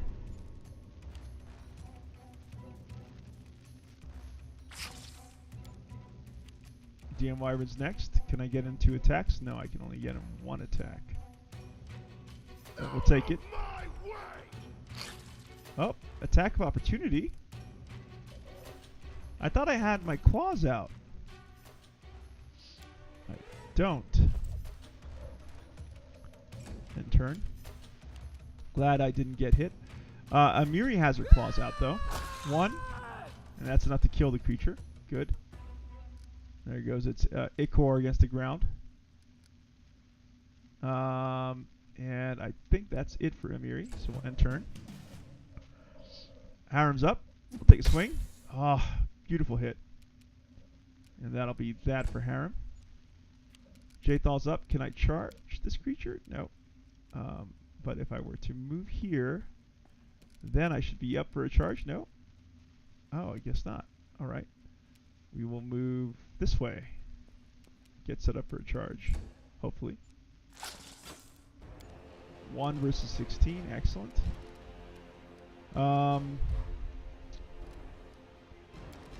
Nope. I don't want to do any of that. We're going to switch over to a mace and move over here with DM Wyvern, and that's going to be my turn. Amiri's up. Can Amiri charge? Nope.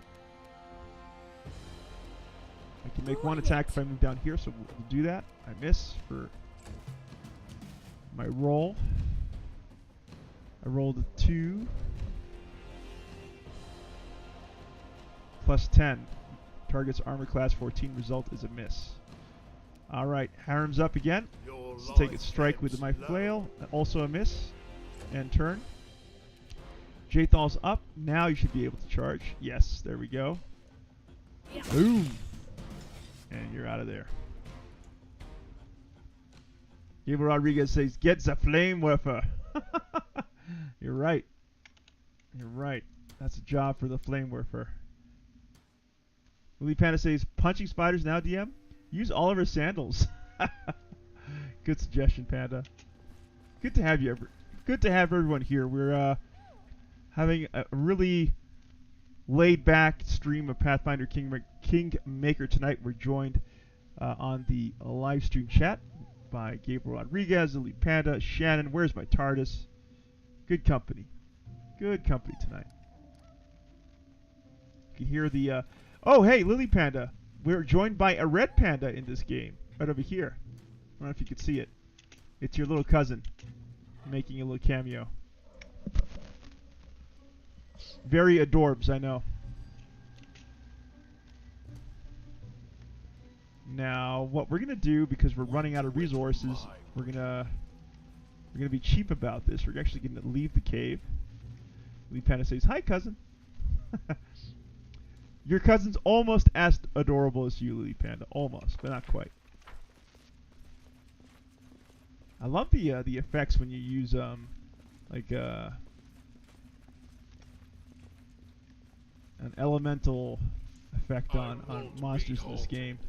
The way that spider looks like it's been burnt to a crisp via electrocution. Electrocution is a nice effect. Ah, the sun is out. Good. Let's pitch a tent. Cannot camp when enemies are nearby. What enemies are you talking about? An ambush, eh? An ambush indeed. Aha, a monitor lizard.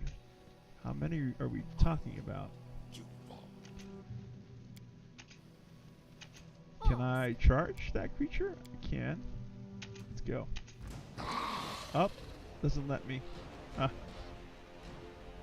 Oh, it does. Okay, there we go. What? It's not fair. We'll rage with Amiri. And move this way. Set ourselves up for a nice charge. And turn. DM Wyvern can cast True Strike, yep. And move this way. Sounds good. That'll be DM Wyvern's turn. Harem, can you charge? You can.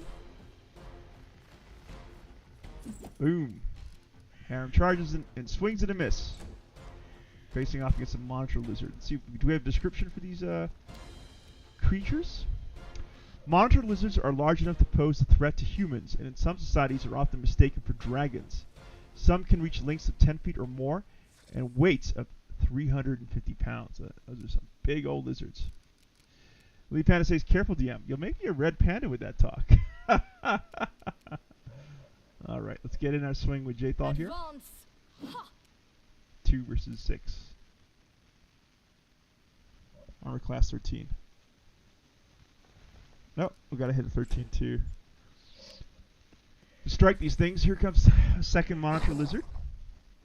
Misses Jathal here. Let's get in a charge with Amiri. There we go. 6 damage. Excellent. Oh, they're strong.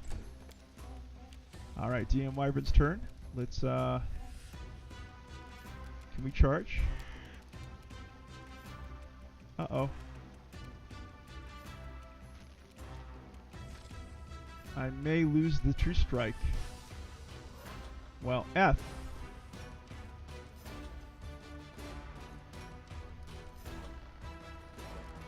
That'll be my turn, I guess.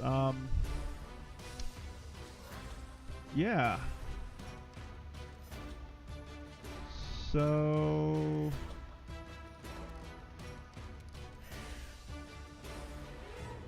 yeah, that didn't work out as I was hoping it would. Let's move down this way here. And end turn. Alright, Harren's up next. Let's take a swing at the wounded Monitor Lizard here. That hit for 7 damage. It's not looking too good. End turn.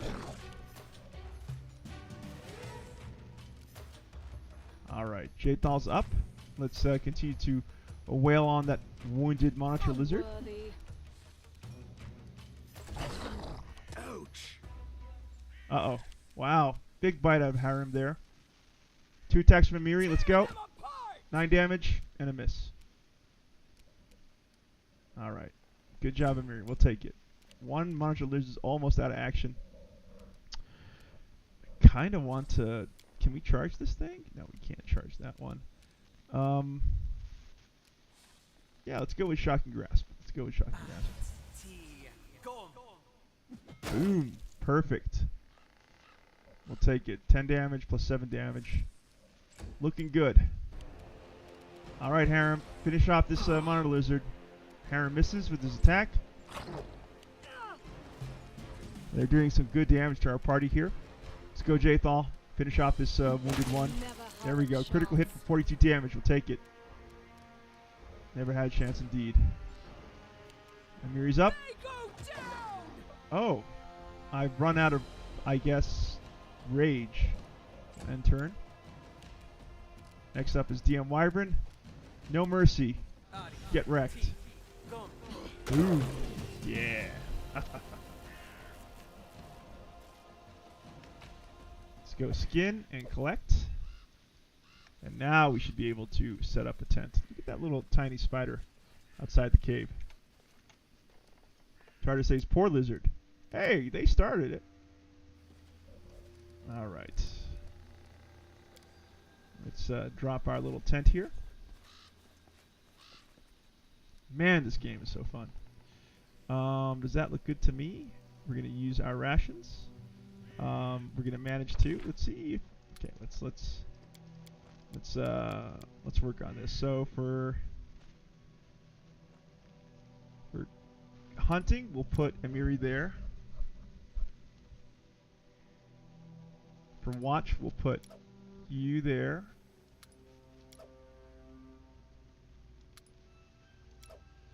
And that looks good. Undead Guardians. What is Undead Guardians? 200 warriors come to protect Urgatha's chosen or allies. They cannot be used as guards and guardships, but will fight on the party side in case of an attack? What? That is so cool. What is blend into the night?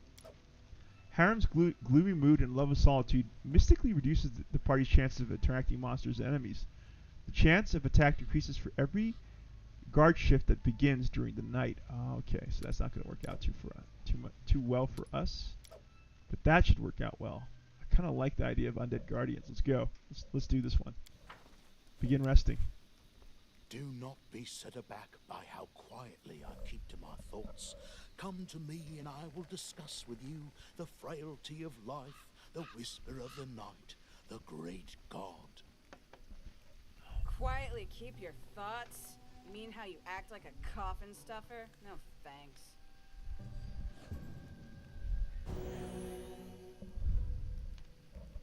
Alright, hunters returned empty-handed, but we got an arrest. Hopefully uninterrupted. Oh. Look at this.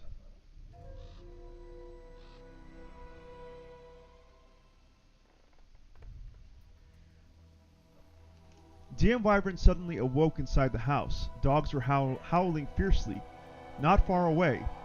It smelled like burning, the wooden walls were steaming hot, and smoke was wreathing beneath the low ceiling. I'm going to say...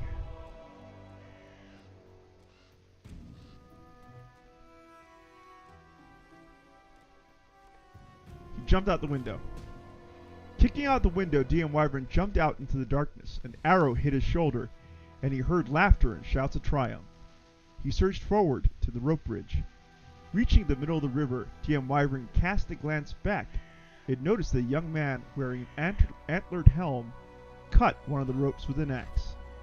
The bridge began to collapse as its ropes twisted and snapped.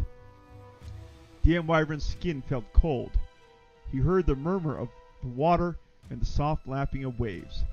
After opening his eyes, he saw a rocky river bottom and a bloated body, tangled in green water weeds. The drowned man's empty gaze was fixed upon DM Wyvern. The drowned man's mouth opened slowly, and a hoarse whisper said, "Shrike River, DM Wyvern." At this moment, DM Wyvern finally awoke. Drenched in sweat, he told us what he'd seen in the dream. The Shrike River is a tributary to the mighty Selin River that flows through the River Kingdoms. The river begins high in the Ice Rim Peaks, the mountains that separate Brevoy on the continent of Avistan from the wild land of Iobaria and Kazmaron. From its many smaller tributaries, it pools in a large lake in the hills of Nomen, and then flows generally westward past the city of Restov. From here it turns southwestward through the Stolen Lands, past the Gnarl Marches, and into the East Selin River at the city of Mivon. Excuse me. Riverbed Nightmare. What are these horrible dreams that plague our leader each night? What terrible malefaction occurred on the shores of the Shriek River? And has my book suddenly turned from a heroic epic into a horror story? Find the cause of the nightmares and the way to stop them. Our leader can't get any rest at night lately, and it's not due to bedbugs in his bedroll. As soon as he closes his eyes, a nightmare begins tormenting him. A bloated, drowned corpse repeating the same words over and over. Shrike River. You should go there and discover the source of these terrible dreams. Shannon says, do we know what the difference is between the Enhanced Plus and Imperial Edition for this game? I am not so sure, Shannon Wife. Sounds like someone's tempted to pick it up.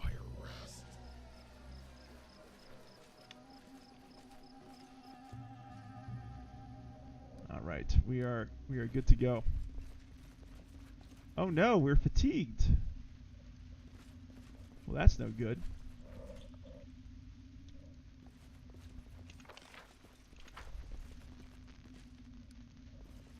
So we're definitely going to go and investigate the source of that nightmare once we finish exploring this cave.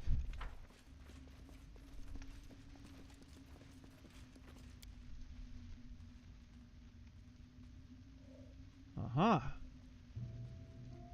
Looks like some adventurers have been slain here. We do it my way. They had with them a wand of cure moderate wounds, a potion of restoration lesser, rare roots, and 3 gold coins. Gabriel Rodriguez says, no idea, never played, but I think I have this game on Epic.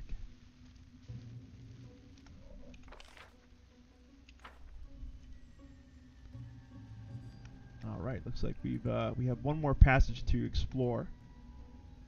We're going to walk past the corpse of this giant spider. Onwards. Is everyone enjoying the adventure so far? Oh my god! Wait. Turn around.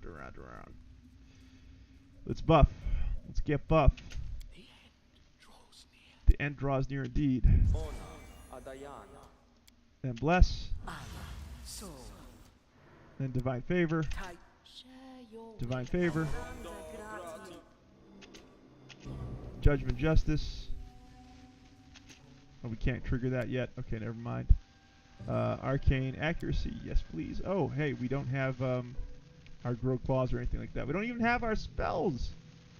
What the heck? What the heck? We can rage though. Okay. Yeah. All right. All right. All right. I think we're ready as we'll ever be. Let's go in. To the dust you There will we go. go.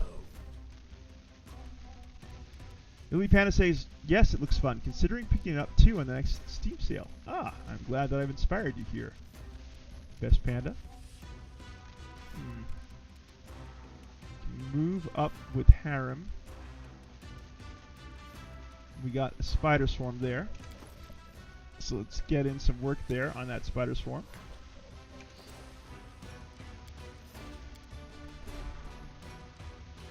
Can't quite reach it. So that will be your turn. Ah, we can cast True Strike, why not? And end turn. Okay, Jathal's out. Can Jathal charge? You can charge this one, so we shall. Swing and a miss. Up, good. 8 damage. Perfect. And we can go ahead and cast Judgment and end turn. Shannon says it's on sale, Lily. That's why I'm considering it. I just don't know which one to get. Alright, adventurers, we have a mission. Can everyone please look up Enhanced Plus and the Imperial Edition and compare the two and let Shannon and wife know what the difference is? I can't do that right now because I'm on stream. But if you guys could get her that information, you'd be amazing. We're going to charge this one. We're going to charge that one. We're not going to charge any of those things, turns out. What about if we move here? Can we then... Oh, we cannot charge. We have to move and attack. Look at me, Gorum! Oh, good hit too. It was a critical hit as well. Nice. Alright, DM Wyvern. Let's move ourselves here. And end turn. Ah, Shannon says the Enhanced Plus version, called Definitive at start on GOG, including a turn mode game option instead of only real time with pause. Ah, there we go. Ah, Shannon says, I come bearing an explanation. Imperial's the premium edition includes the base edition plus all DLCs and various add-ons like the game soundtrack. There we go. Thanks, Shannon wife. There you go. For those of you who are thinking of purchasing the two versions, personally I'd say go with the Imperial edition. Get everything. Alright, Harem's up. Let's Oh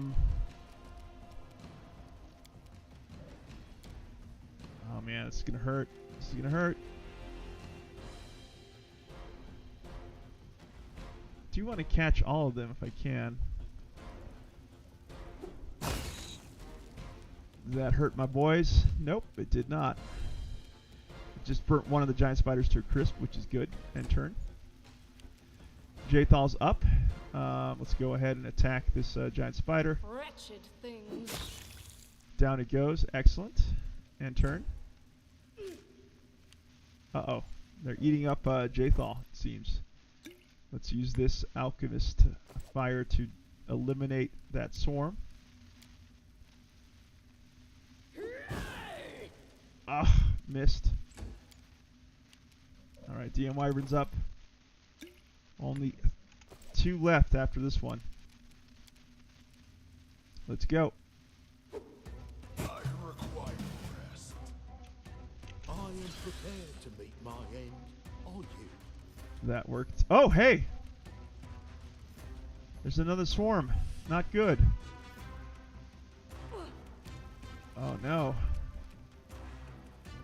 This is not good at all. Alright. Time to make use of these alchemical flasks. Alchemist fire.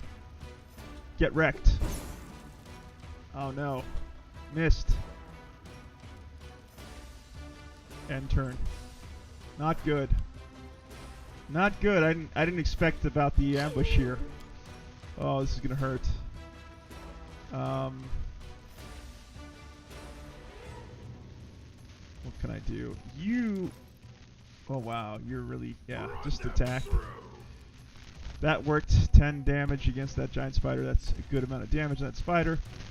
Harem is not yet poisoned, but he's got terrible dex. Attack this spider. There we go. Good job, Harem. We got 2 swarms? Uh-oh. Man, this is a hard fight.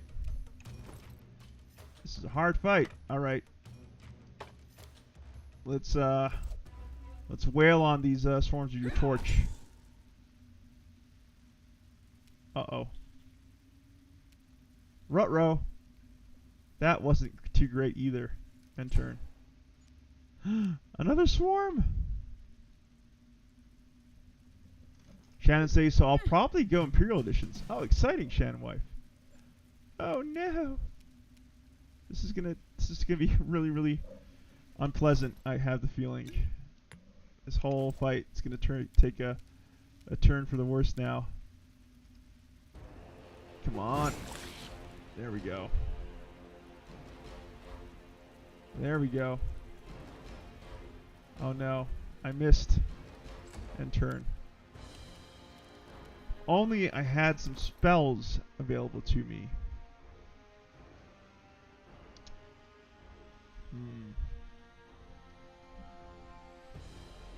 Scroll of Magic Missile. We could try that. We could try that. Let's go. Yeah.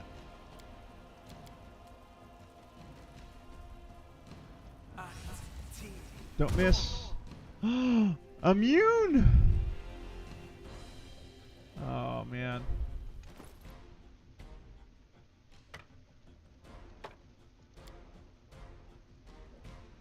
All right, everyone grab a torch.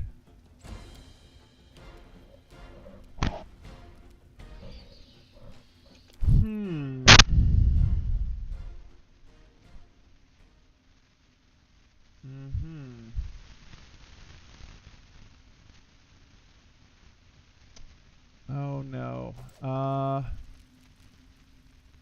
wouldn't mind trying. Let's try it. Inflict cure ones. Inflict light ones.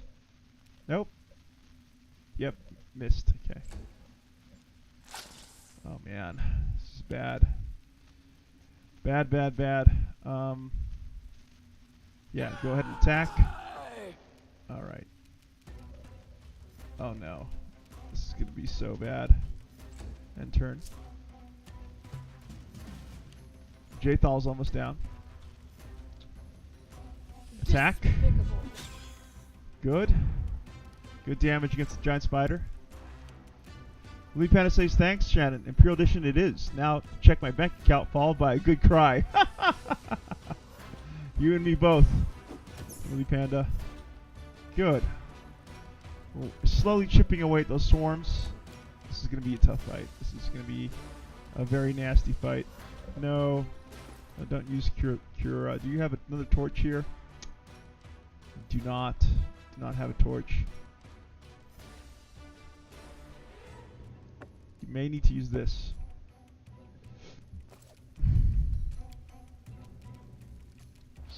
Let's back up with Harem. Jathal's about to go down. Amiri's up. Let's keep on focusing down that spider swarm. Miss. Damn it. And turn. There goes Jathal. Oh man. Oh no. DM Wyvern's up. I'm not looking too good. I am nauseated for 1 round. I also have strength damage and spider swarm poison. Man. Can this not get any worse? That's it. I'm out for that round. Harem can heal himself though, I think. No.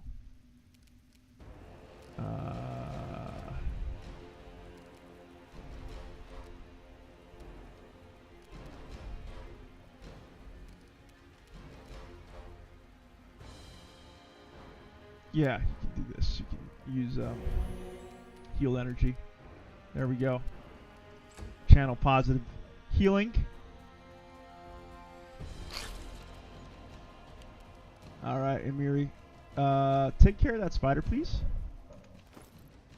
I'm going to switch over to your sword. Wreck him, please. There we go. Spider got wrecked. Excellent. Oh, man. Alright, I can attack one of these things. Oh, wait. Are these things getting stronger? Let's hear you cry. Seems that way.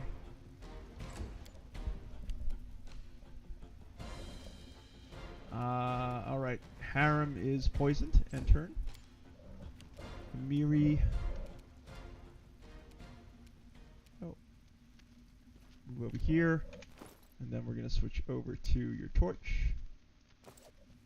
And attack. This Tear one. them apart. Alright. Oh gosh, how many hit points do these things have? 9 hit points. Total. It's going to take a lot of rounds to get through them. Alright.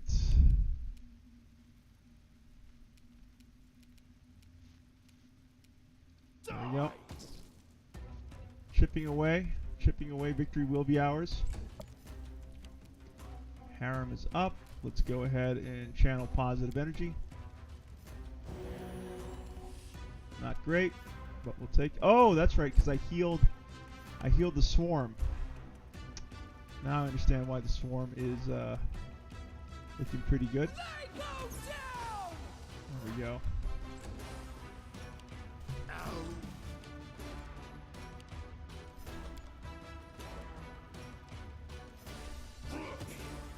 Alright, we're gonna get there.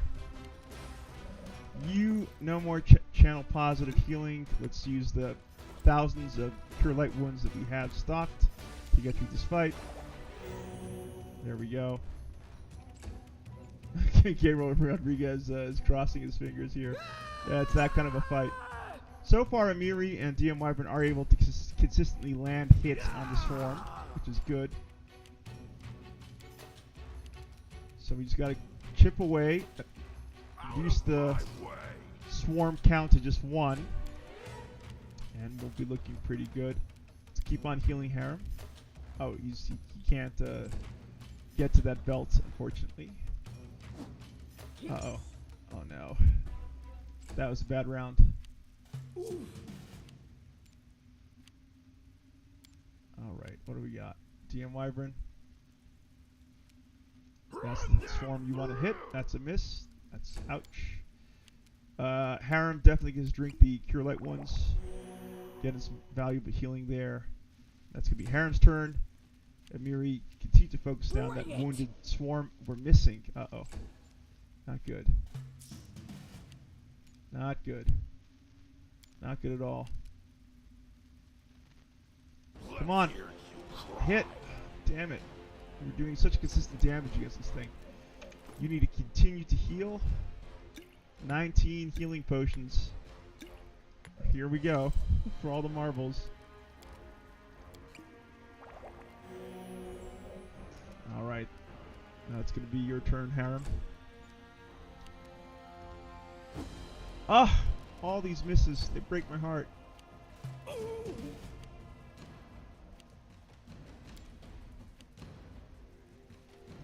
Let's go. Come on. Hit. There we go. Almost down. Almost down. Who's this? This is Harem's turn. You're going to continue to quaff healing potions like your life depends on it, which it does. We're going to continue to focus down. If we get this fight down to 1 swarm, we're going to be in good shape. We can hit that swarm. Ouch. Yeah, I recall this fight causing a lot of shock amongst players when the game first came out, considering how difficult it was. Harem gets going to continue to drink healing potions. Yep. Not great healing, but we'll take it. There we go. Can you drink another one? You can. That worked out well. End turn. Didn't know that you could drink 2 in a row. That's useful information.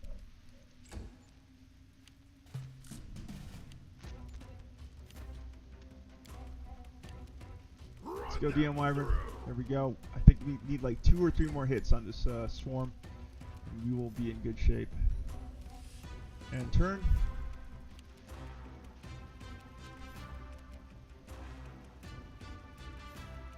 Where's that swarm? There it is. Ah, we missed.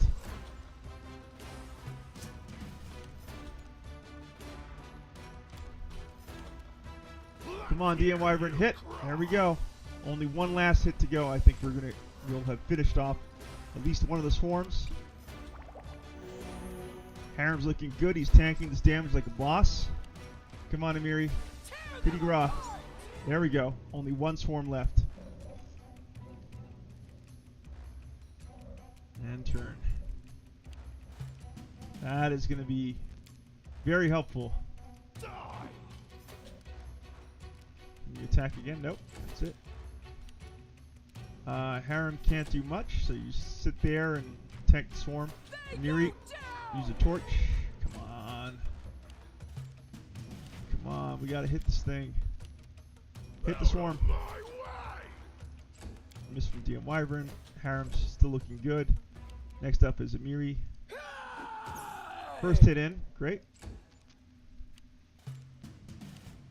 Round 17 of the combat. Wow. This combat's been going on for a while.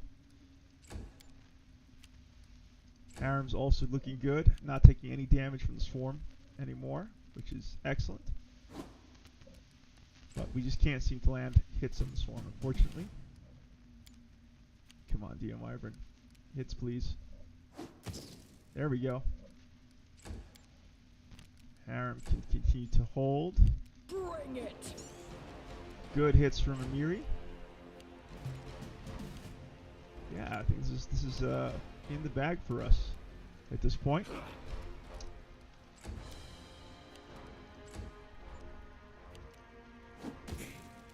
Few more hits, and we will have triumphed in this fight. Let's go DM Wyvern. Good. Can only be a handful of hit points left in that swarm, and then we will be done with this horrific encounter. Jaethal is good. I'm not worried about Jaethal because basically she is immortal. She cannot, in fact, be killed. So she makes a really good tank that way. And Harem has the attention to swarm, which is good for us.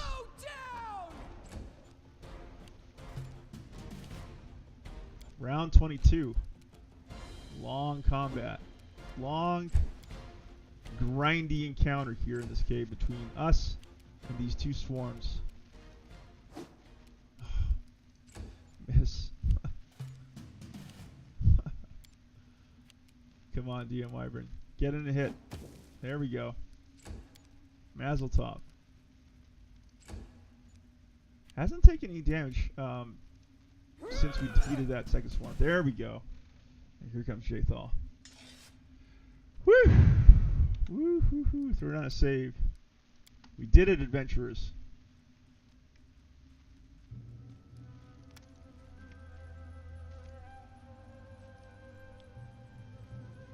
Was it worth it? Let's see what this this fallen adventurer had on them.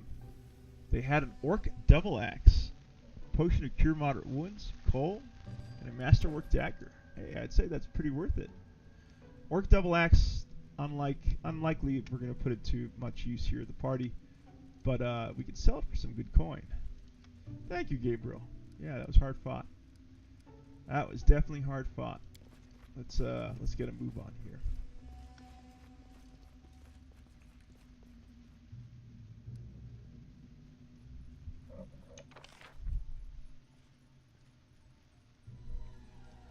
So I think that's it. I think the cave is has been defeated. Let's head back to the trading post and hand over the Fang berries. There's the red panda leading the way.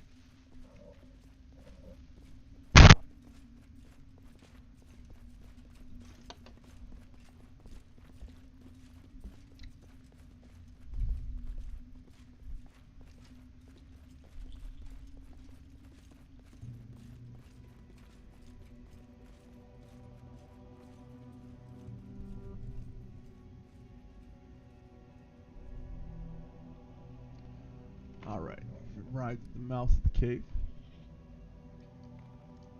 And we go.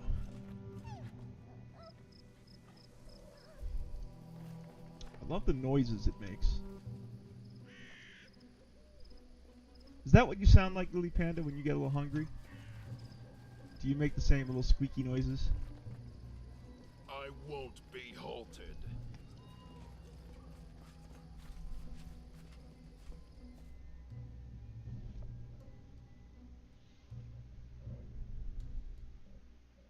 I require rest. You require rest, I know.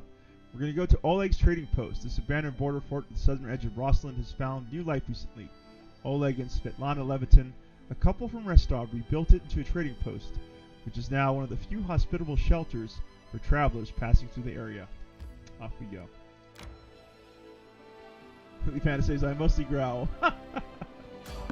Random encounter. We've spotted enemies. Let's go ahead and fight them.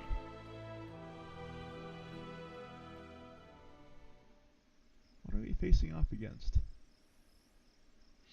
Can you heal yourself?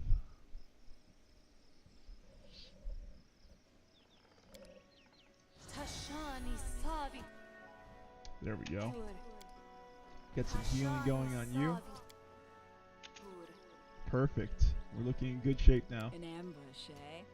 What are we facing off against? A bandit bard.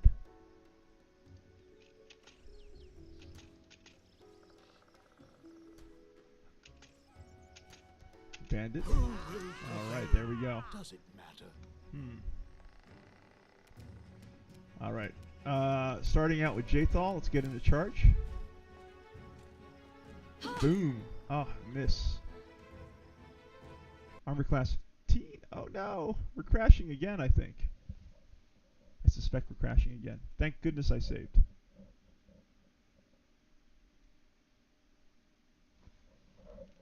Come on. There we go. Crashed.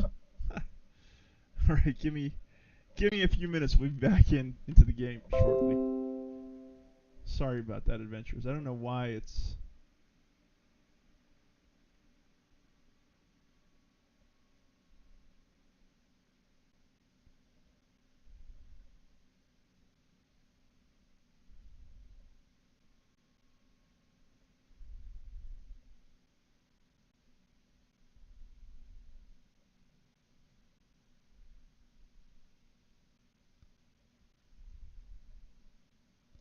Alright, we can head back in.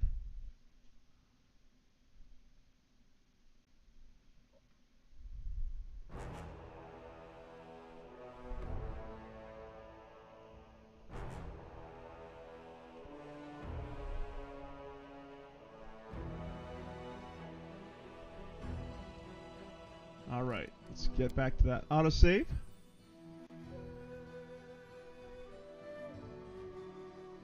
Sorry for the interruption, adventurers. There we go. How rude of the game to crash on us.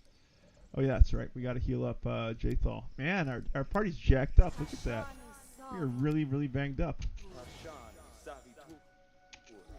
Hey, adventurers! Please welcome Mitch to the latest tale here at the Wyvern's Lair. More Pathfinder this evening. You are late. That's true, but you are not too late to enjoy the stream, Mitch. I'm glad that you're here. So once again, let's try to creep up on these bandits that we're facing off against. All right, here we go. All right, give me a good roll, please. There we go. Let's go ahead and charge. Learn how to use it. What? First. Learn how to use it first. Why can't I?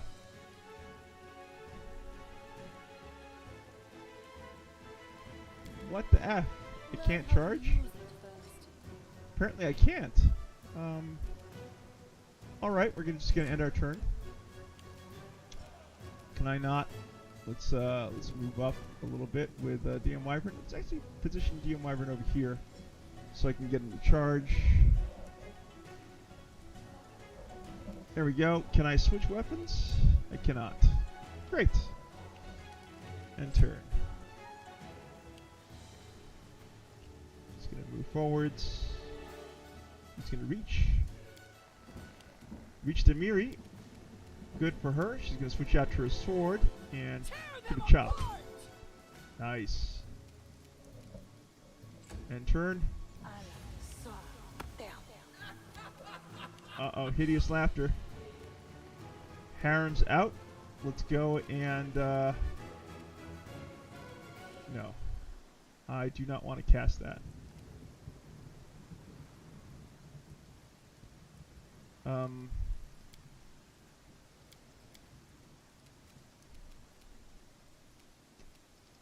No! Oh, F. Well, okay. Bless wasn't exactly terrible for us, but not great either. Okay, there we go. Jathal, let's go and attack this bandit who showed up next to us. We missed. Next up is DM Wyvern here. Let's go ahead and use Arcane Enchantment. And you cannot exact. Oh, you're stealth. That's why. Oh gosh, damn it. Uh-oh.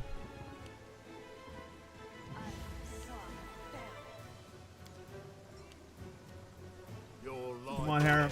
There we go. One bandit down. Good hit from Harem. Let's go ahead and charge with Jathal. 10 damage against the bandit bard. Excellent. You definitely want to switch weapons, dingbat, and get as close to this thing as you can. And turn. Let's see, you can get up for sure. Maybe over here. Yep. And turn. Hideous laughter on who? Failed. Excellent. Can you charge this character? No, you can't. You can reach, though, and attack, so we'll do that with Harem. We'll plod forward and strike. It's a miss. Come on, Jathal. Swing, and that is it. That is murder, she wrote. Well done, Jathal. We'll take all the hard-earned loot here. Thank you very much for your donation to the DM Wyvern Adventuring Group. We'll head back out into the map here. Mitch says I'm going to stop texting for the night. It's good to have you here, Mitch. All these trading posts. You want to enter this location? Yes.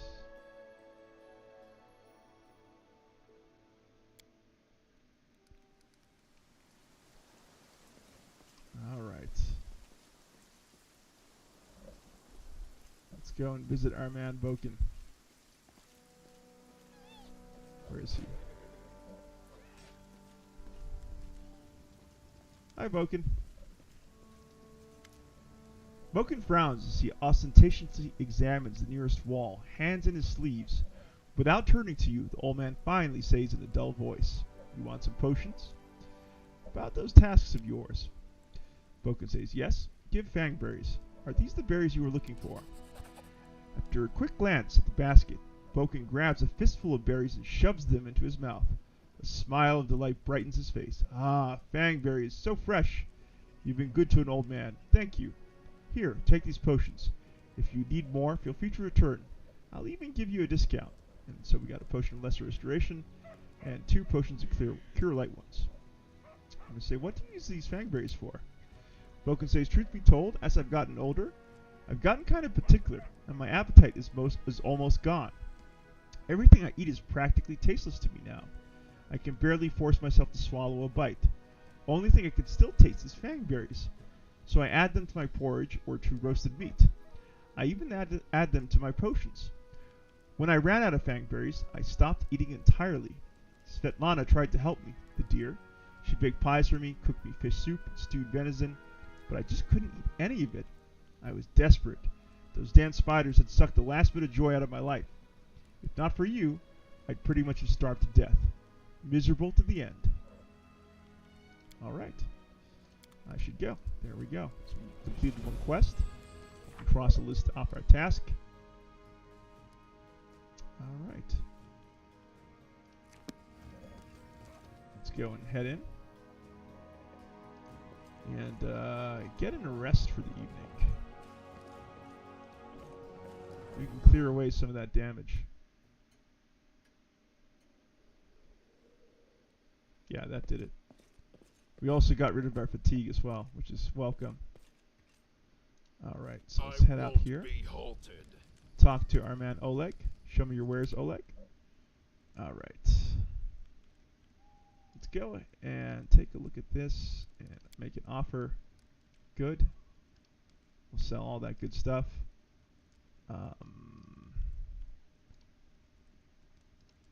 Sort by price and sending order. Orc, double axe +1. We acquired this item in Bangberry Cave. Probably not, very important for us to carry that around. Let's go ahead and deal with that. We're now at 2,000 gold. There's a bunch of interesting things we can afford. Full plate. 1,500 for full plate. Heavy armor full plate.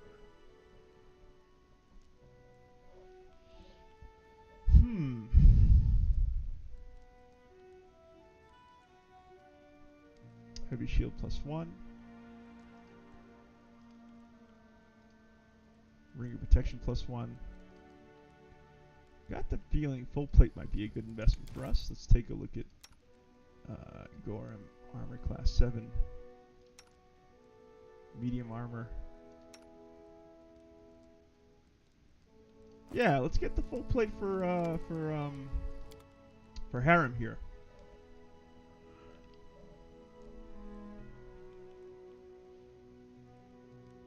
Full plate armor for 1,500 gold.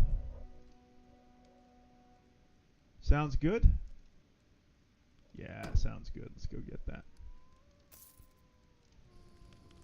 Alright. Well, bang. Haha, I like it. Look at this bad little dude. Look at him. Look at him go. What time is it? 9:42.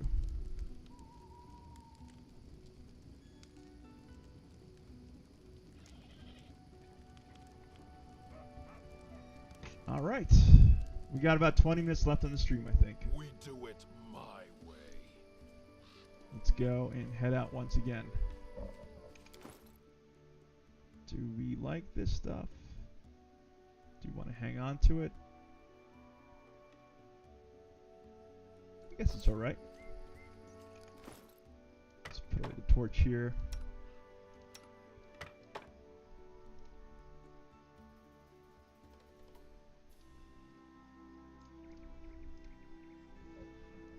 Okay. And that is our group.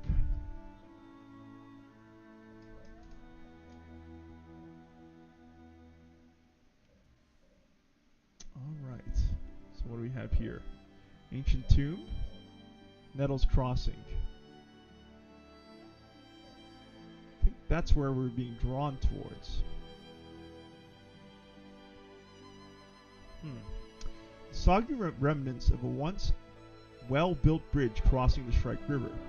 The fate of the crossing and its crater, an engineer named Davik Nettle, is one of the dark secrets of the Stolen Lands. One day, the bridge was found destroyed, and Davik had gone missing under mysterious circumstances. This journey will take 15 hours. Off we go. Lily Panda says, good luck, DM. Got to go now. Thanks for the stream. A good night, all. Adventurers, please bid a Wyvern's Lair farewell to our friend, Best Panda, Lily Panda. Thank you so much for dropping by the Wyvern's Lair. Have a great day out there in New Zealand.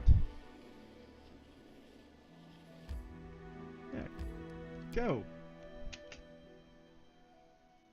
Why don't you just go? Permanent? Alright. Really?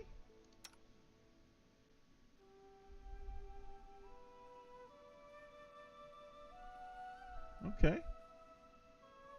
Potion of Restoration. Go ahead and use. There we go. That took care of that.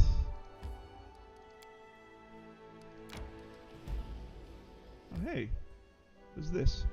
Blackberry Meadow. Thorny bushes full of juicy berries still grow on the site of an old orchid. Kingdom resource. Fruits and berries.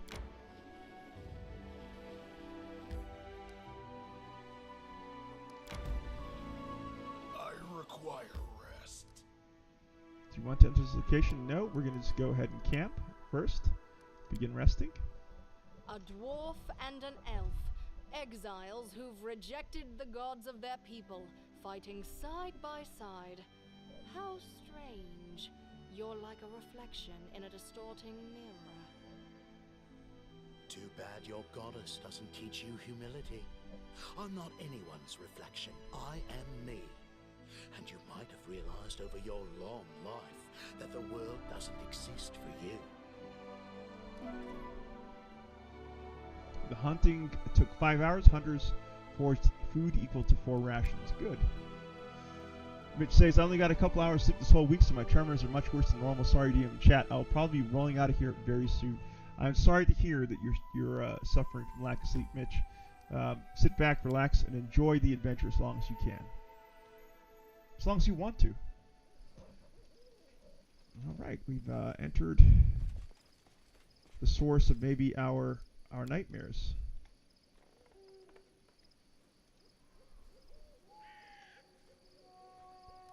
Let's go ahead and reconfigure our party here.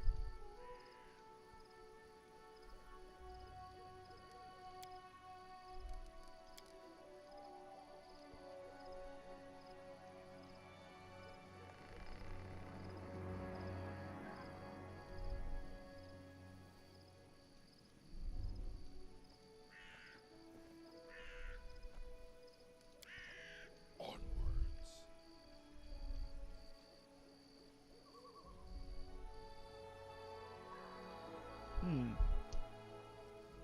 5 coins to cross the river, it says. It appears these posts once held a rope bridge.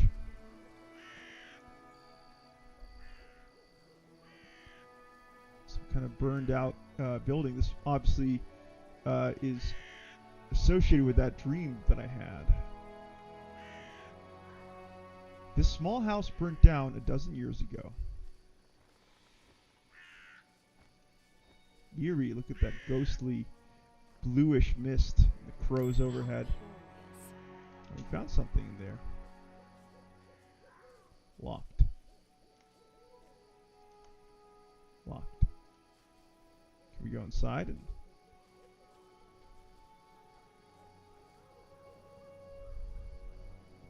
the ruins inside the house?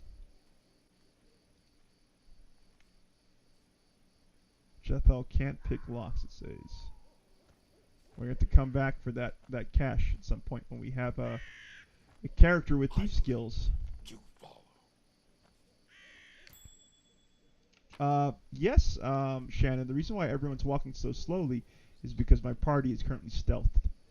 Potion resistant cold, silver ring, artificial flower, bloodstone, scroll of shocking grasp, and gold coins. Take all that good stuff.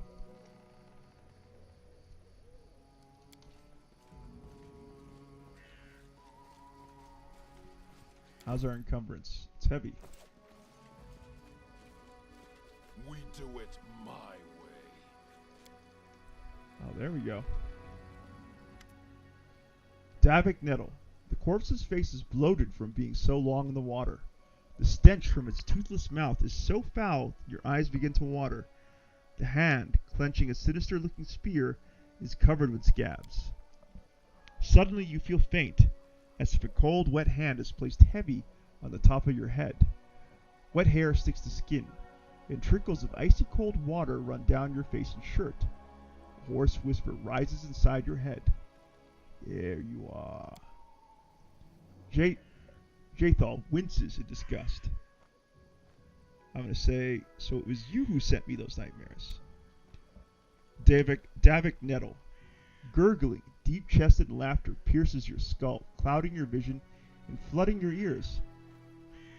All else becomes muffled as if you were trapped underwater. You shake your head to cast off the apparition. Who are you? Davik Nettles.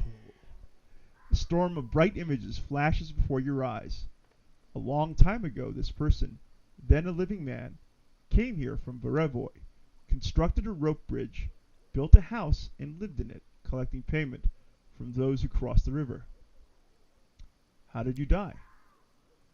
You see a vision of a lovely spring day. Sunbeams shine warm against your cheeks. 3 men approach the house by the bridge, one of them wearing an antlered helm. The Stag Lord. Angry faces, a quarrel, the glint of an unsheathed sword. Suddenly, the Stag Lord's greedy eyes are twisted by surprise.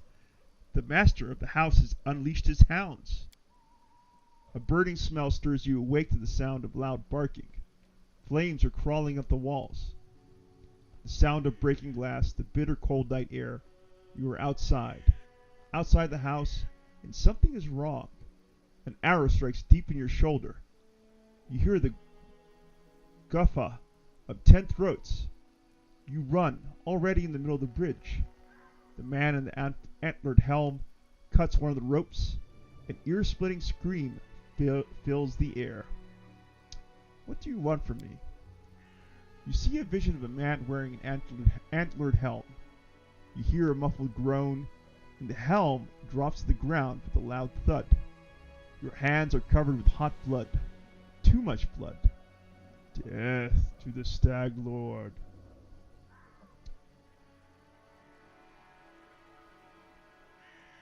Let's see. I say, why must I be the one who does it? Davik Nettle. You feel invisible fingers, cold as stone, draw aside a wet strand of hair from your forehead. Gross.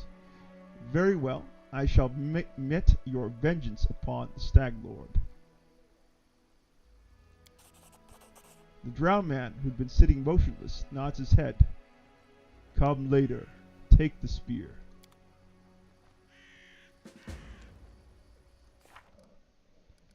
Alright.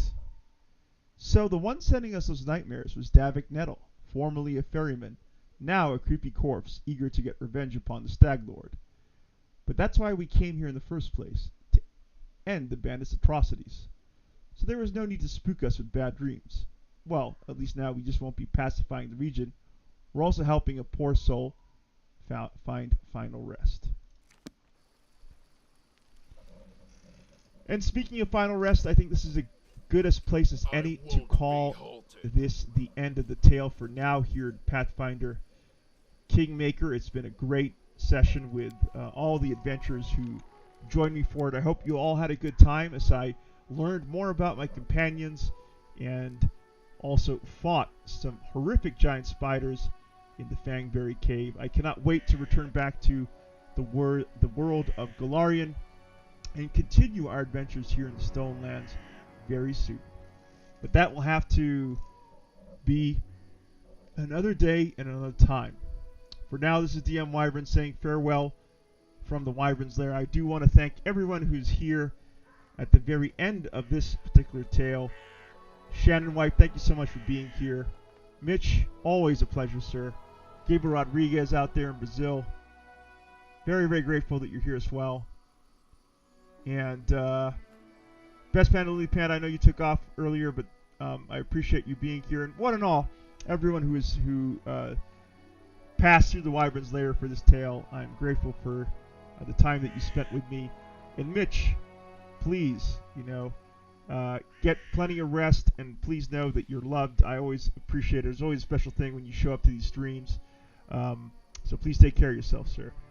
Good night, one and all.